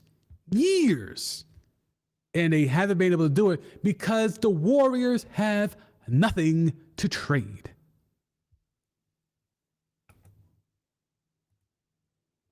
Zach LaVine and a deal that also kind of snuck under the radar that not a lot of people care about. But De'Aaron Fox got his wish. He wanted out. He got out. He's now hooping with Wemby. And in return, the Kings get Zach LaVine. And LaVine is ready to hoop. And low-key, LaVine's been hooping this year for the Bulls, but it doesn't matter because it's the Bulls. And the funny thing about it is when LaVine was a free agent, was this 2018, maybe 17? He signed an offer sheet with the Kings, but he was a restricted free agent. Bulls matched it. LaVine was not happy about it. He had to go back to the Bulls. So he's finally in Sacramento. He finally gets to light the beam. But De'Aaron Fox is now going to be hooping with Wemby. Now, people are going to try to make this to be more than what it is. There's a few things about this. One, we're all happy this gets the point fraud to the bench. Let's start there. point fraud should be jettisoned to the bench, you have De'Aaron Fox. Now, unless you're going to move De'Aaron Fox to the 2, but then that's like that Halliburton shit that Fox didn't like. So I think De'Aaron Fox is going to get the rock. I think he's going to be the lead point. So I think the point fraud gets moved to the bench. Wemby and De'Aaron Fox. There's some pieces here. Vessel, Castle.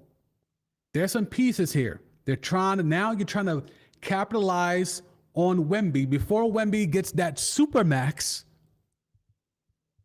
let's try to put some pieces around Wembanyama so we get to capitalize on this window. Because this man is as advertised. And I had my doubts. I'm not going to run from that. I had my doubts. I wanted to see it. I wanted to see it. And he's proven to be that. He's put on some muscle. He's added some KD type moves to his game with the step back and the side step 3. Like, he's adding things to the repertoire. It's going to be interesting to see what type of pieces now want to go play with Wemby. They have paved everything for this man to be the next LeBron. Is he going to be that? That's asking a lot. Is LeBron passing the baton to Wemby? LeBron doesn't look like he want to pass a torch at all. He doesn't want to pass a baton at all. But if he is going to pass it, is it going to be to Wemby? The league has certainly, in the marketing dollars and the Nike dollars, are certainly telling you it's going to be Wemby. But if for that to be the case, he needs to be on a team that wins. Can't be the future or the current face of the league and be on a mid squad. Think about it. LeBron has been a perennial winner. Kobe, now they had some lean years with them Laker teams by Kobe's own fault. But they figured it out on the back end and were able to get Gasol, and then away they went, and they finally were able to right that ship, and it was Kobe's league. They're looking at Tim Duncan. Some would say Shaq. Shaq, AI, Jordan, Zeke, Bird, Magic, Kareem. These are not dudes that played for losers. These are not dudes that played on teams that perennially, in the lottery. That was not a thing. So they need to give Wemby as much help as possible. And now they got De'Aaron Fox. Now, is that really help? I mean, I would have tried to get Sabonis, but that's neither here nor there. If I'm going to take a Sacramento King, I would have given up anything to get Domantas Sabonis. But De'Aaron Fox is a clutch client. We know how Rich Paul is. He runs this league. The story of Rich Paul should be a documentary, should be a movie, should be a biopic, should be all of the above. Rich Paul runs the NBA. CAA runs only the Knicks. Rich Paul runs the rest of the NBA. De'Aaron Fox to the Spurs. The Kings in a 3-way deal end up with Zach LaVine, and the Bulls just end up with a couple of picks and cap relief and all that type of jazz because the Bulls are a poverty franchise.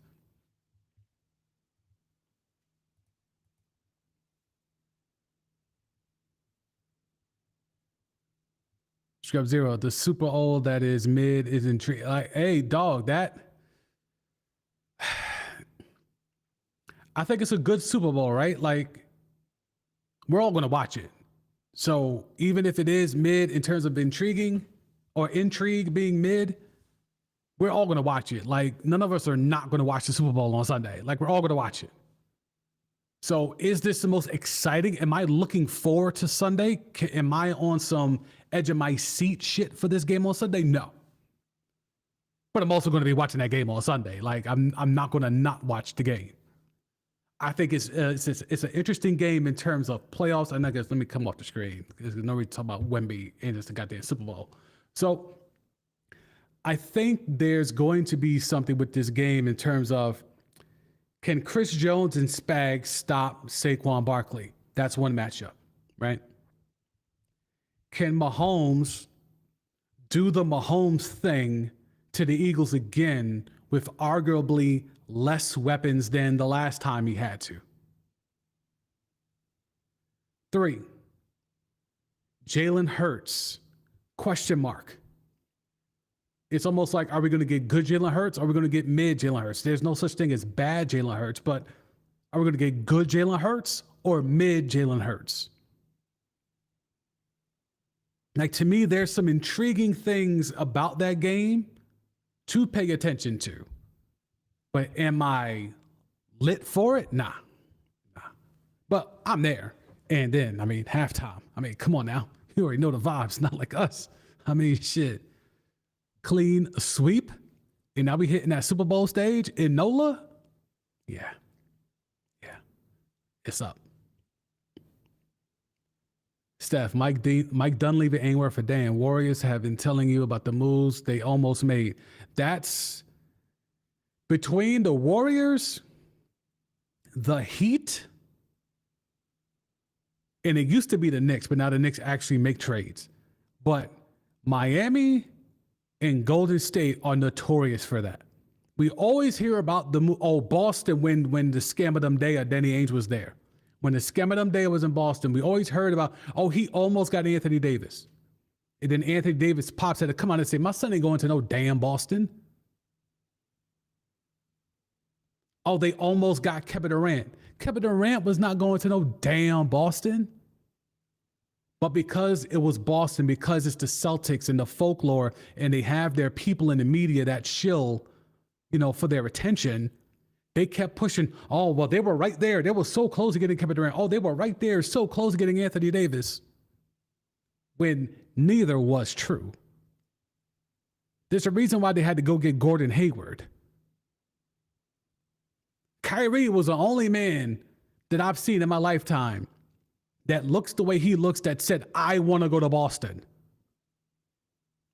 Shit, KG didn't want to go to Boston. They had to get that man on the phone and convince him to come to Boston.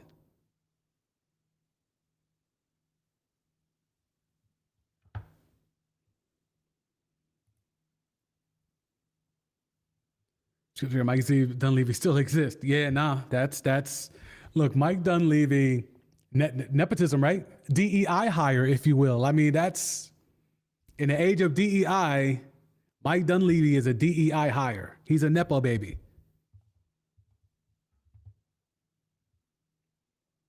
The homie Lewis is pulled up. Do you think the trade, the way it is made, bad for the league? Which trade are we talking about? We talking about Luka and AD. We talk about De'Aaron Fox. Which trade we talking about? GM to GM, not public. No bidding war. Okay. So you're talking about Luka and AD. I don't think it's bad for the league. Now, the league is mad. We talked about that earlier in the stream. And the scam of them there. Let me see if we get the screen back up. So the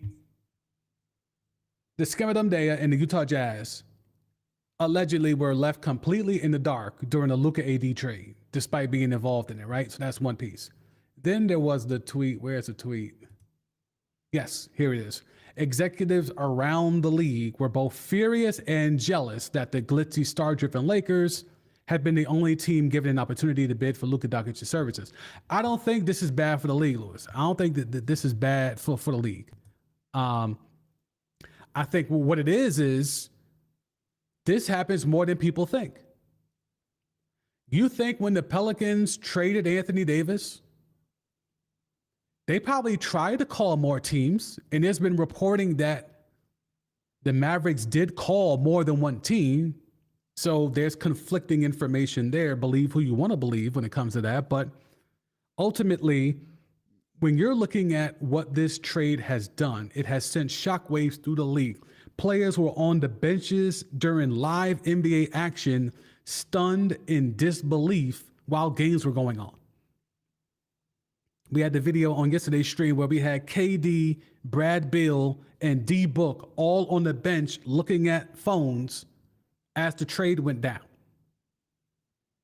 We had the Portland Trail Blazers Matisse Thybulle's face was like he had saw a ghost just off the fact that Luka Doncic had been moved.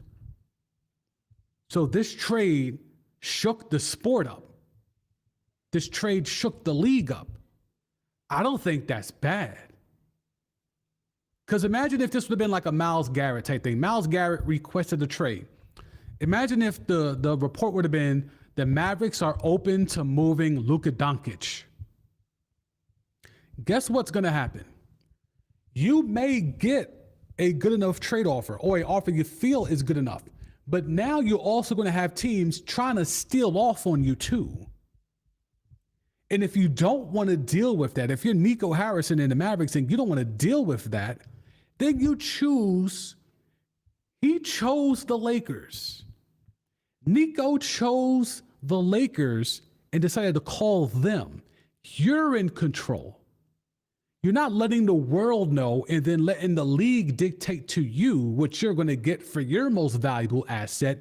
You decide your potential trade partners and tell them, you don't say shit. I'm open to listening for offers for Luka. Because allegedly that's how this went down. Nico called up Pelinka and said, hey, picking your brain here, shooting the shit. This happens more than people think.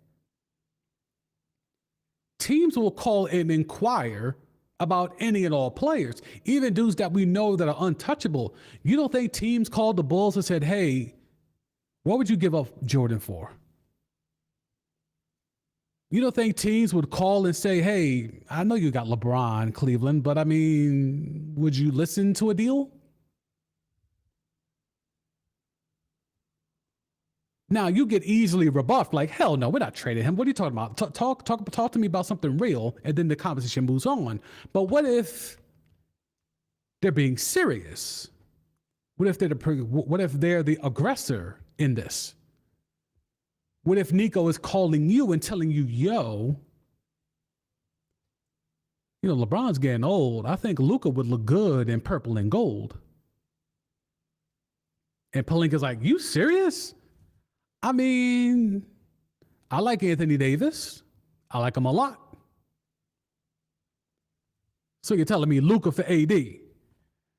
I mean, I'm going to need some more compensation than that. I'm giving you a 25, 26-year-old potential MVP. Yeah, but I mean, we know he's got the conditioning stuff and he's oft injured and he kind of sabotaged y'all in the finals last year. Yeah, but even with that, he still was dropping 30-piece triple doubles. And LeBron is 40. And you don't want AD to be the face of your franchise, but we'll take him over here. And then you let that silence sit. And then you let Pelinka's brain start to work. Like, oh shit, he's being real. Let me text Rich Paul real quick. Let me text Jeannie real quick. Let me FaceTime Bron real quick. And I'll get back to you. That's how these things work. You throw it out there and you see what happens. But when somebody bites, then the shit gets to cook up. So I don't think it's bad for the league. I think these types of deals have been happening all the time in the NBA. I think a trade of this magnitude can only happen this way, to be quite honest. I don't think if this would have been the traditional thing, like the Jimmy Butler thing of, I don't want to be here no more, that diminishes your value immediately. If the Mavericks were to leak it to the press that they are open to trade Luka Doncic, the trade chips diminish. You allow for more suitors to come in and offer, but you're lowering the premium of what you can get for that asset, if that makes sense. Steph, I stole Draymond for the state of the Warriors, and you know why. KD, Jordan Poole, Clay, yeah. The Warriors choosing the habitual nut hitter. Got that on the shirt here, by the way, little merch. Let me know if y'all interested. The fact that they traded, well, essentially sign and trade, but they let Clay go. and they let KD go, and they had to trade Jordan Poole, all because of the common denominator of the habitual nut hitter Draymond Green, is one of the most asinine things I'll never understand. And that's why, to me, as much as Wardell is who he is and deserves all the credit, when it comes to that leadership thing, when it comes to that face of the franchise thing, that's to me where he's lacking. That right there, Draymond Green is his weakness. The habitual nut hitter is Wardell's weakness, because there's no reason the Warriors should have gave that man 4 years, $100 million. Absolutely no reason to give that man an extension. And like I talked about earlier, the Draymond thing's not going to end well because his skill set only works on the Warriors. I know he tested free agency and all the Lakers because he's cool with LeBron. None of that to me was legitimate. That was Clutch and Bron looking out for Draymond to make sure that the Warriors ante the bread up. The bottom line is the Draymond thing only works in the Bay. And when that ends, that decline, he's not going to go from being Draymond Green starter, 4-time NBA champion, to now a 6th man or 7th man. He's not going to end up like Taj Gibson. He's not going to end up like Boogie Cousins. He's going to be out the league because that skill set doesn't translate to the bench. It only translates starting in the Bay with Steph Curry in the lineup. And whether it's loyalty, whether it's not wanting to be the vocal guy, Steph feels beholden to always having the habitual nut hitter around. It has been to the detriment of the franchise.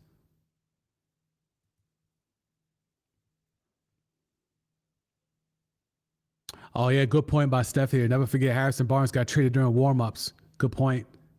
Good point.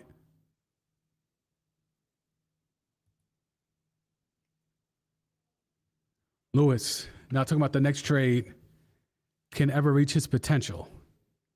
If life was a video game, he'd be a Hall of Famer. Can understand why he was the quietest 26.6 assist guy in the history of the NBA. I'm assuming we're talking about De'Aaron Fox. I think De'Aaron Fox is a good player. I'm not trading for him. I understand what the Spurs are doing. You want to give Wemby one. You know the clock is ticking on Wemby, right? Clock is ticking on Wemby. Wemby pulled up when they played the Knicks. This man went to the park and played chess.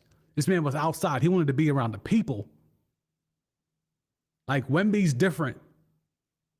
I know they want to put him in that echelon of Kawhi, Kevin, Tim Duncan, David Robinson, that quiet, low-key, subdued superstar. I don't think Wemby's that, bruh. Wemby like to be outside. So that Riverwalk shit ain't gonna fly if he ain't winning. We've already seen it. We saw how he acted in the Olympics.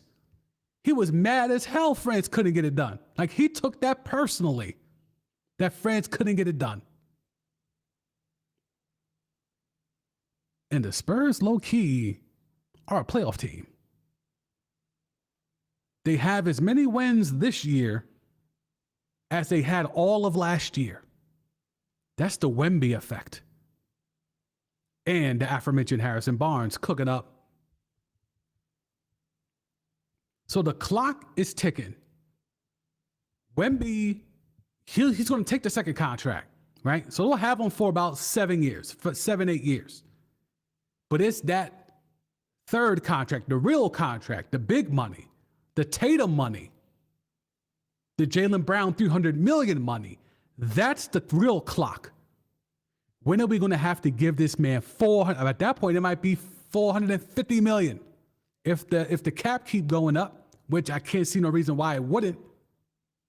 If the cap keep going up, they're going to have to give Wemby $450 million.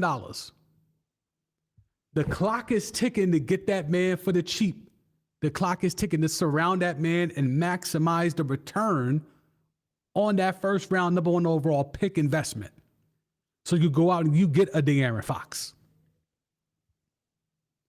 Now, I'm still debating if how good De'Aaron Fox is, and we can have that conversation. Let's see if we can go ahead and have that real quick, because De'Aaron Fox,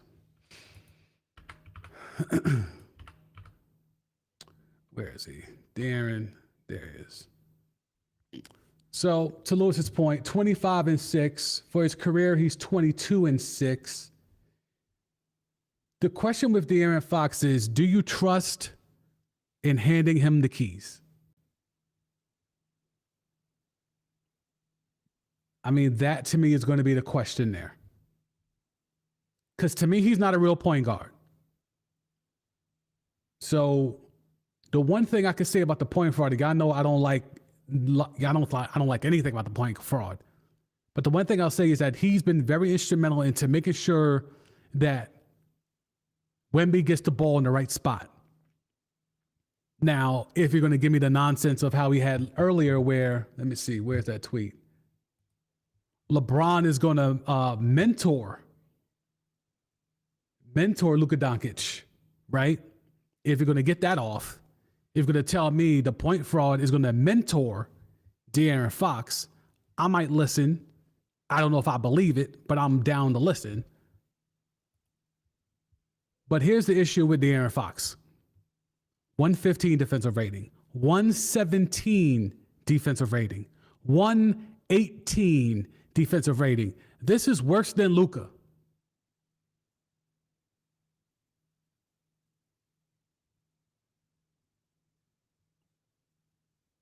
I let that silence sit for a reason.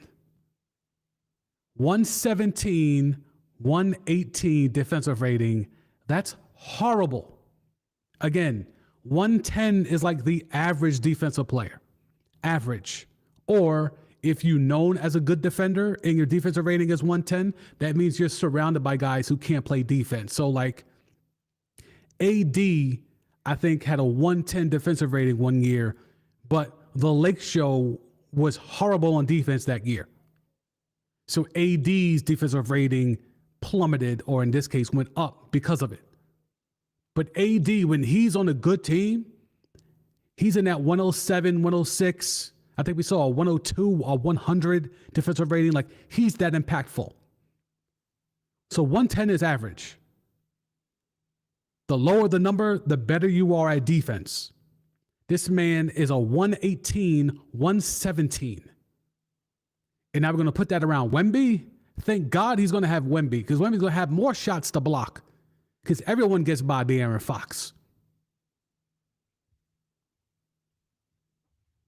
So what is his potential? I think he's reached his potential. I think this is who he always was. I think this is who he is. I don't see nothing more from De'Aaron Fox. I think he is who he was.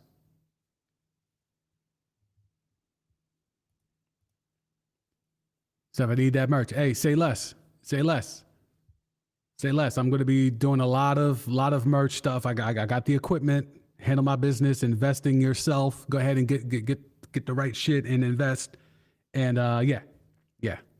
Merch store, reopening the merch store. I had to take it down because I didn't like the quality. So now we're going to be doing everything myself, making sure so you could be 100% sure that you're going to be getting quality, because I'm going to be involved in every single part of the process. So when I do the merch, I'll make sure to let y'all know, and we can go ahead and run that up. So De'Aaron Fox falls from that John Wall tree. CP3 can't change him. I mean, I think that's facts. Like, I'm willing to listen to the narrative that CP is gonna mentor him, but I don't believe it. Man got a 118 defensive rating. I don't think that shit. I don't think that man gonna change anything, bro.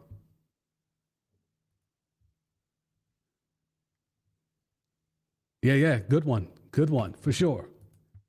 So I think, going around these teams. And look, I think we talked about all that we can about this move.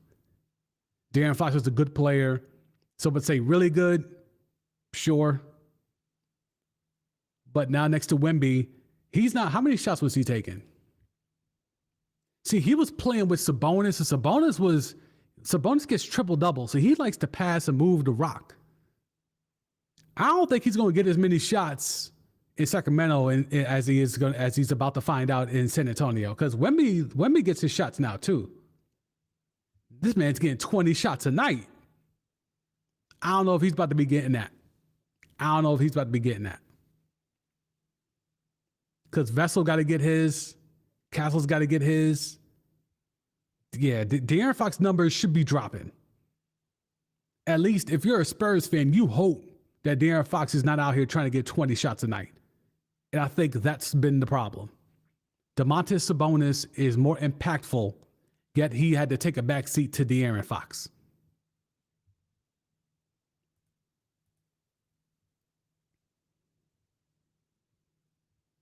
Steph, with the true point, De'Aaron Fox not playing defense got Mike Brown fired, and because Mike Brown had enough.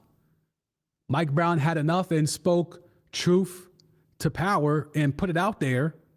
And De'Aaron Fox and Clutch told the Kings, like, yo, dogs, what are y'all doing? I'm Rich Paul. I'm Clutch. We run this league. Who the fuck is Mike Brown? Hell are you doing? Next thing you know, Mike Brown's out on the street. Only for Clutch and De'Aaron to spin the block weeks later and say, that wasn't good enough. We won out. Can you imagine? Look, I did a YouTube short on it. I think I also put it out on IG and TikTok, but that whole De'Aaron Fox thing is maddening. Luka was supposed to be a Sacramento King. Luka Doncic was supposed to be a Sacramento King, but Vlade Divac talked himself out of it because he had De'Aaron Fox. And then he went and drafted Marvin Bagley. The rest is history. All right. AD will wear 3 with the Mavs, so y'all see that here. The bad Photoshops are alive and well. More stuff about Luka. The Mavericks were reportedly over Luka Doncic. The Mavericks were over him. Dallas has likewise said to have cooled on its star's insistence on hiring his own team of training experts, even though it was done at his own expense to handle the bulk of his medical and nutritional needs separate from the club, starting with the 2023-2024 season. So Luka think he Bron. Luka was trying to get some Bron shit off. Luka was trying to get some, who else had their own medical team? Tom Brady. Tom Brady had his own trainer, and that was a big, what was that guy named? Eddie Guerrero, TB12, the TB12 method, avocado ice cream and all that nonsense. Like that is what Luka was trying to get off. He wanted his own medical staff.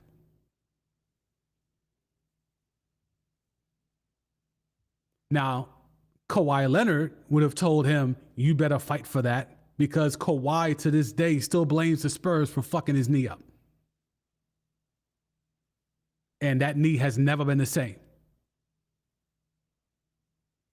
Luka was out here trying to get his own medical staff. You telling me the man that we know is in poor conditioning and is oft injured was really trying to be out here and forcing the Mavericks' hand into letting him hire his own training staff? This guy. This guy right here wants to take conditioning more seriously by hiring his own staff, or he just wants to hire his mans in them and get them a check and get them on the payroll.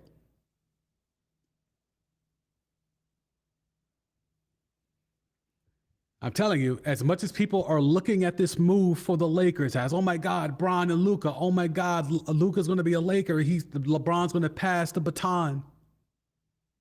I think the Mavericks are like, good riddance. We got the most we could out of you. Sell high. Why sell low when you can sell high? Steph. Mans must have been eating baby back ribs and watching Miss B Nasty after that. I mean, bruh, what are we talking about?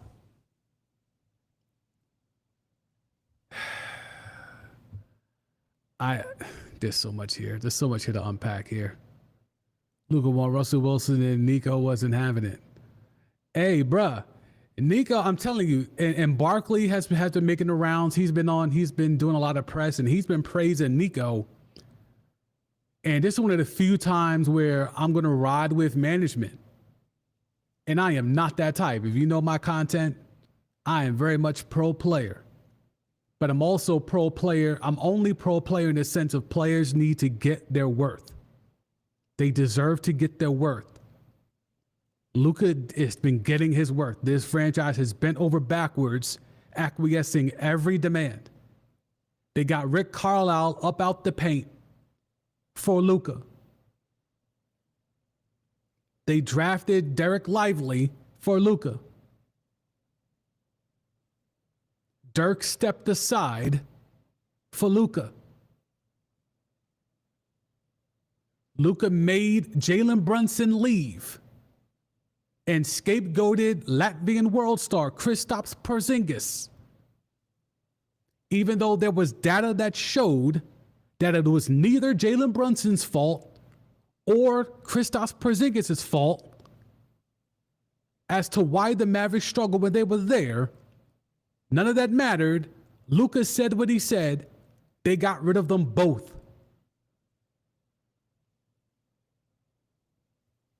That part is not talked about. There's metrics. When Luka was off the floor and it was Jalen Brunson, the Mavs were equal. Same level of production. Probably wouldn't think that. Especially that version of Jalen Brunson. Maybe this version of Jalen Brunson you would. But that version of Jalen Brunson, the metrics bore out, the on-off splits weren't that drastically far apart. And then there was also data that showed that when Luka was out, like not playing, injured, like he often is, and Kristaps Porzingis was playing, he was cooking fools. But for whatever reason, whenever Luka showed up, Porzingis' numbers nosedived. Now, is that a sign that Porzingis is the problem or that Luka's the problem? If Jalen Brunson's cooking when he's given the rock and opportunities, but when Luka comes in the game and he's Slovenian hardened and he's a black hole and it wants to cherry pick all of his assists, is that Jalen Brunson's fault or is that Luka's fault?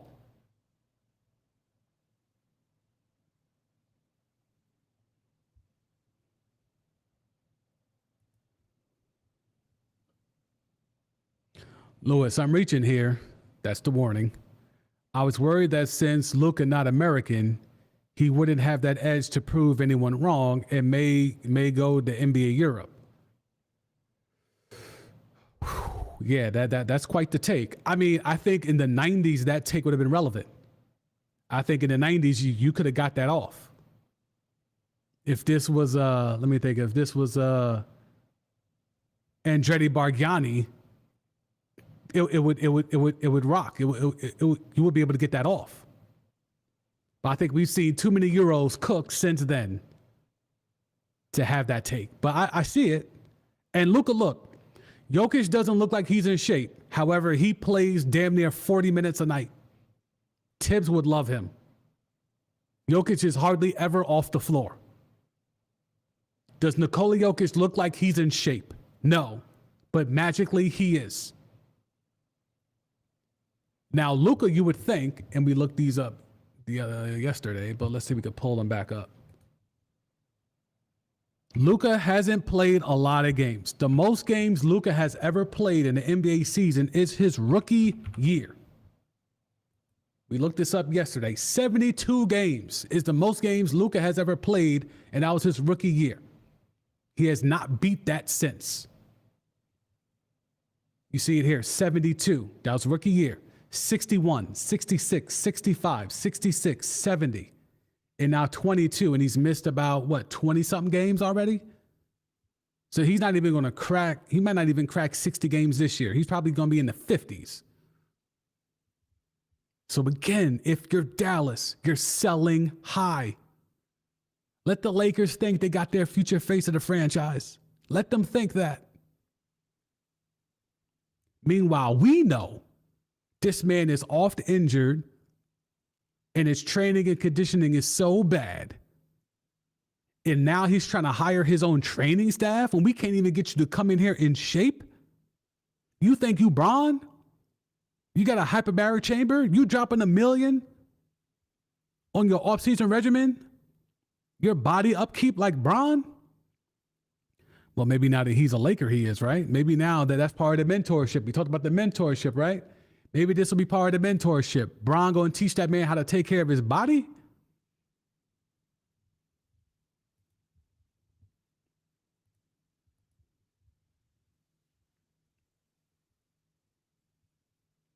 Steph Foreign is cooking right now. Luka, Giannis, SGA, Joker. I get it. Yeah. Like I think that's a very much 90s to 2000s take.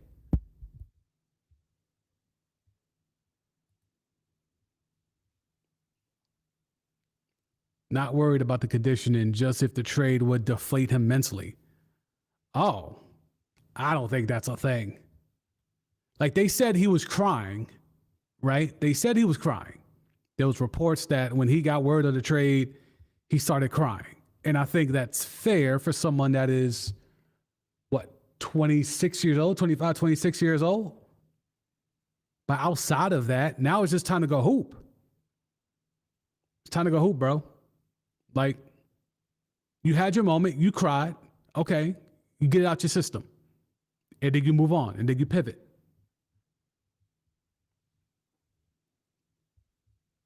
I think it's extremely, it would be problematic if he carried that over. Now, obviously, we know, let's see, do Dallas and do the Mavs play the Lakers again this year? Let's see. Let's see that schedule. Season, schedule, and results. We could do this by team, right? Or no, maybe not.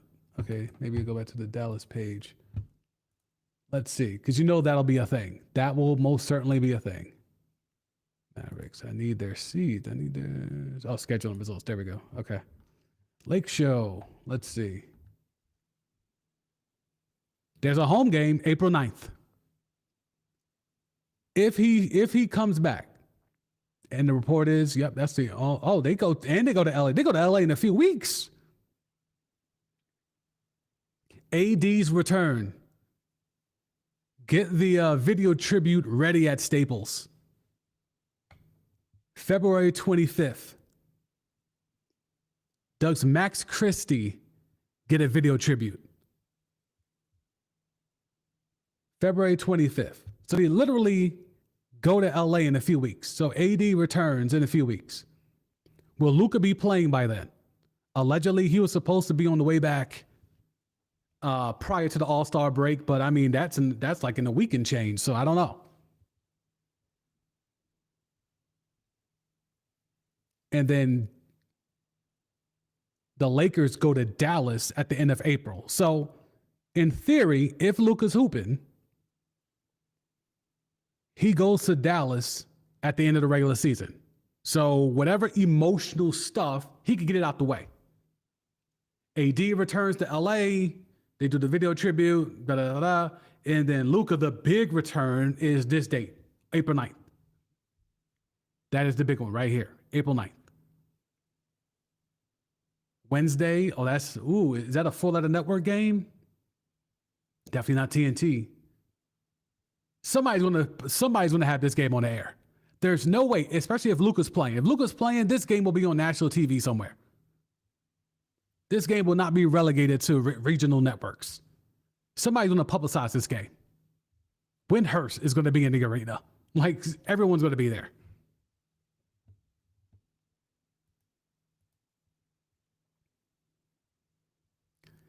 Steph, he was crying because he losing tax-free money in that Supermax.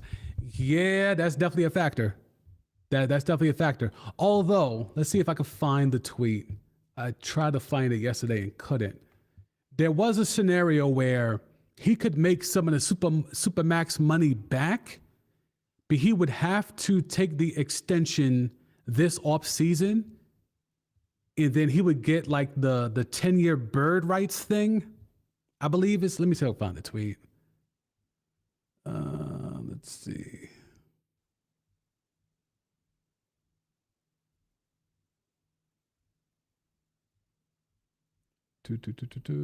Give me a second. It's here.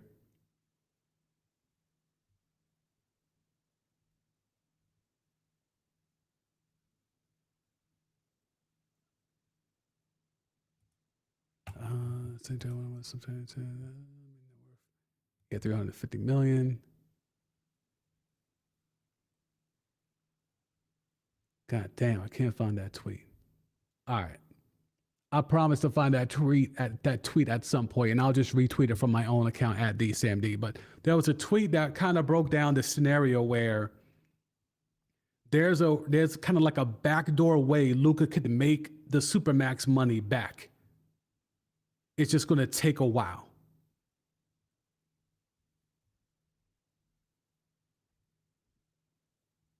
All right, I won't get stuck on that again. All right, let's see.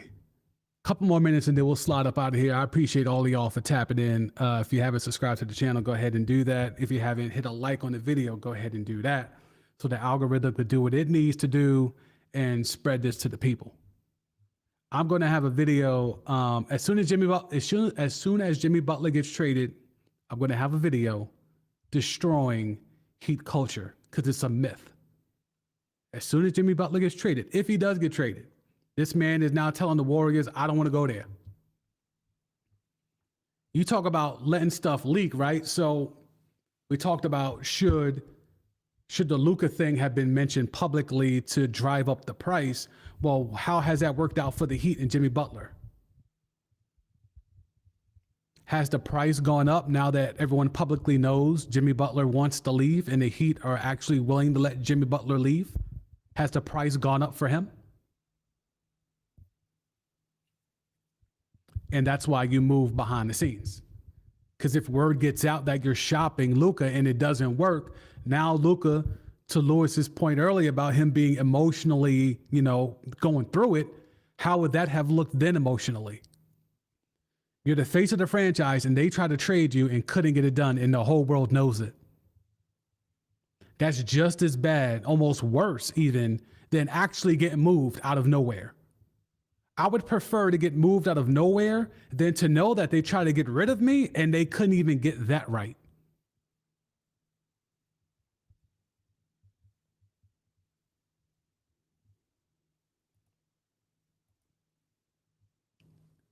Steph, I saw the Warriors were were interested. Neither one of those words. The Warriors were interested in LaMelo. Imagine drafting him over Wiseman. That to me was the beginning of the end. And I know, what's the man's name? Bob Myers is running around on the floor of the network collecting checks for being a front office executive, giving that analyst perspective. But that move right there would have disqualified him for the job to me. Like, you're not going to take James Wiseman over LaMelo and then be on my TV acting like you're an expert. Nope, not going to do it. Not going to do it. You're not going to be able to get that off. Not to me. I'm not going to believe anything you say. Anything you say is null and void because you took James Wiseman over LaMelo Ball a mere 4 hours after learning that Clay had torn his knee up again. It was going to miss another year. Again, we talk about front offices are perceived to be smart. People in these high-ranking positions are perceived to be smart, are perceived to be experts at what they do. When a lot of the times they're just nepo babies or dudes that have played the game, networked their ass off. Networking does not equate to intelligence. It just means you know how to work the room. And if that's your bag, that's your bag. No shade. Get it how you get in. But when you get exposed as not being who you think you are, i.e., drafting James Wiseman a mere couple of hours after Clay falls down and goes boom again, that tells me all I need to know. I will never trust your perspective ever again. Again, we talk about pivotal moments. Steph is crying for help. The help was right there in LaMelo Ball. Steph is crying for help. Steph is dying for someone to take the pressure off of him having to drop 30 every night. LaMelo was right there. And they chose James Wiseman, and they tried to tell you that LaMelo didn't fit the system. What system is that? Steph running off curls and pin downs and flare screens? You telling me LaMelo, who's an all-star, by the way, can't pass the rock to a guy coming off of a pin down or a flare screen?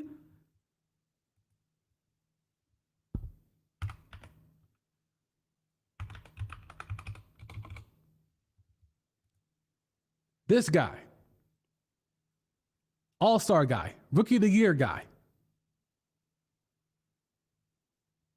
This guy doesn't know 28 a night guy. Still giving it 7 dimes. 34% from 3, league average. This guy right here, 28, 7, and 5. That couldn't help take the pressure off of Steph. Wardell wouldn't be helped by the fact of someone who is routinely going out here putting up 28, 7, and 5.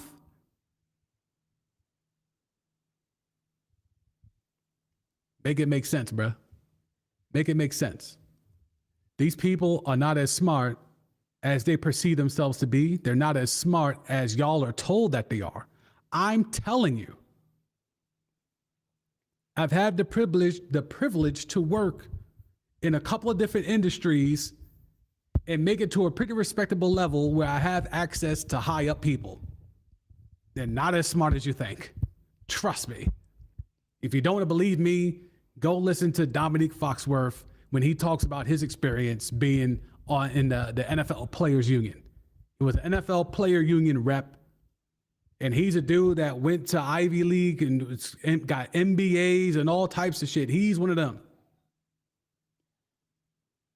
And he thought he had to be uber prepared walking into these owners' meetings because he's dealing with these billionaires who have to be the top of the top. And he tells a story a lot. So this is an easy anecdote to find, but he tells a story of how he went into those owner meetings and thought he was going to have to really be on his square in dealing with these NFL owners.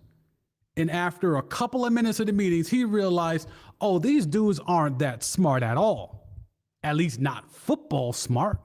They might be oil money smart. They might be tech smart. They might be pharmaceutical smart. But they're not the business of football smart. They're not geniuses. They made the money how they made their money. That doesn't equate intelligence overall. Same thing here. These front offices are these high-level, high-pressurized positions that are held in high regard. And every year, whether it's draft, free agency, or trade deadlines, we all scratch our head and think, what the hell was this team doing?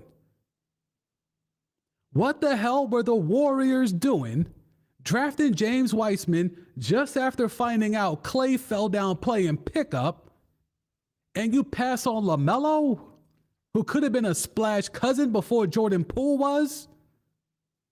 Asinine.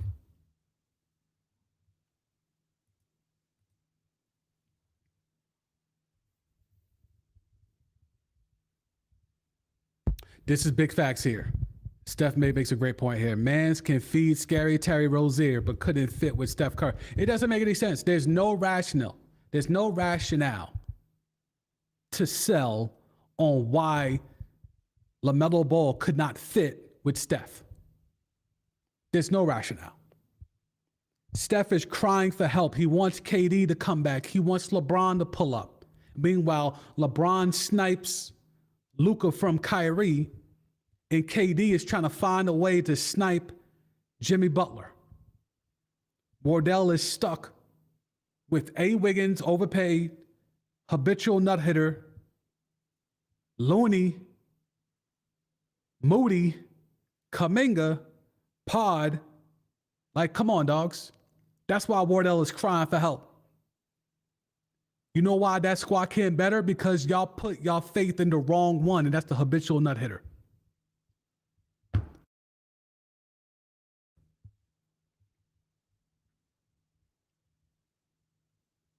Crazy times we in, man. Crazy times we in. Do not let these people fool you. Do not let these people with these fancy titles and these front offices and these organizations fool you. They may be smart at one thing, but they ain't smart at everything.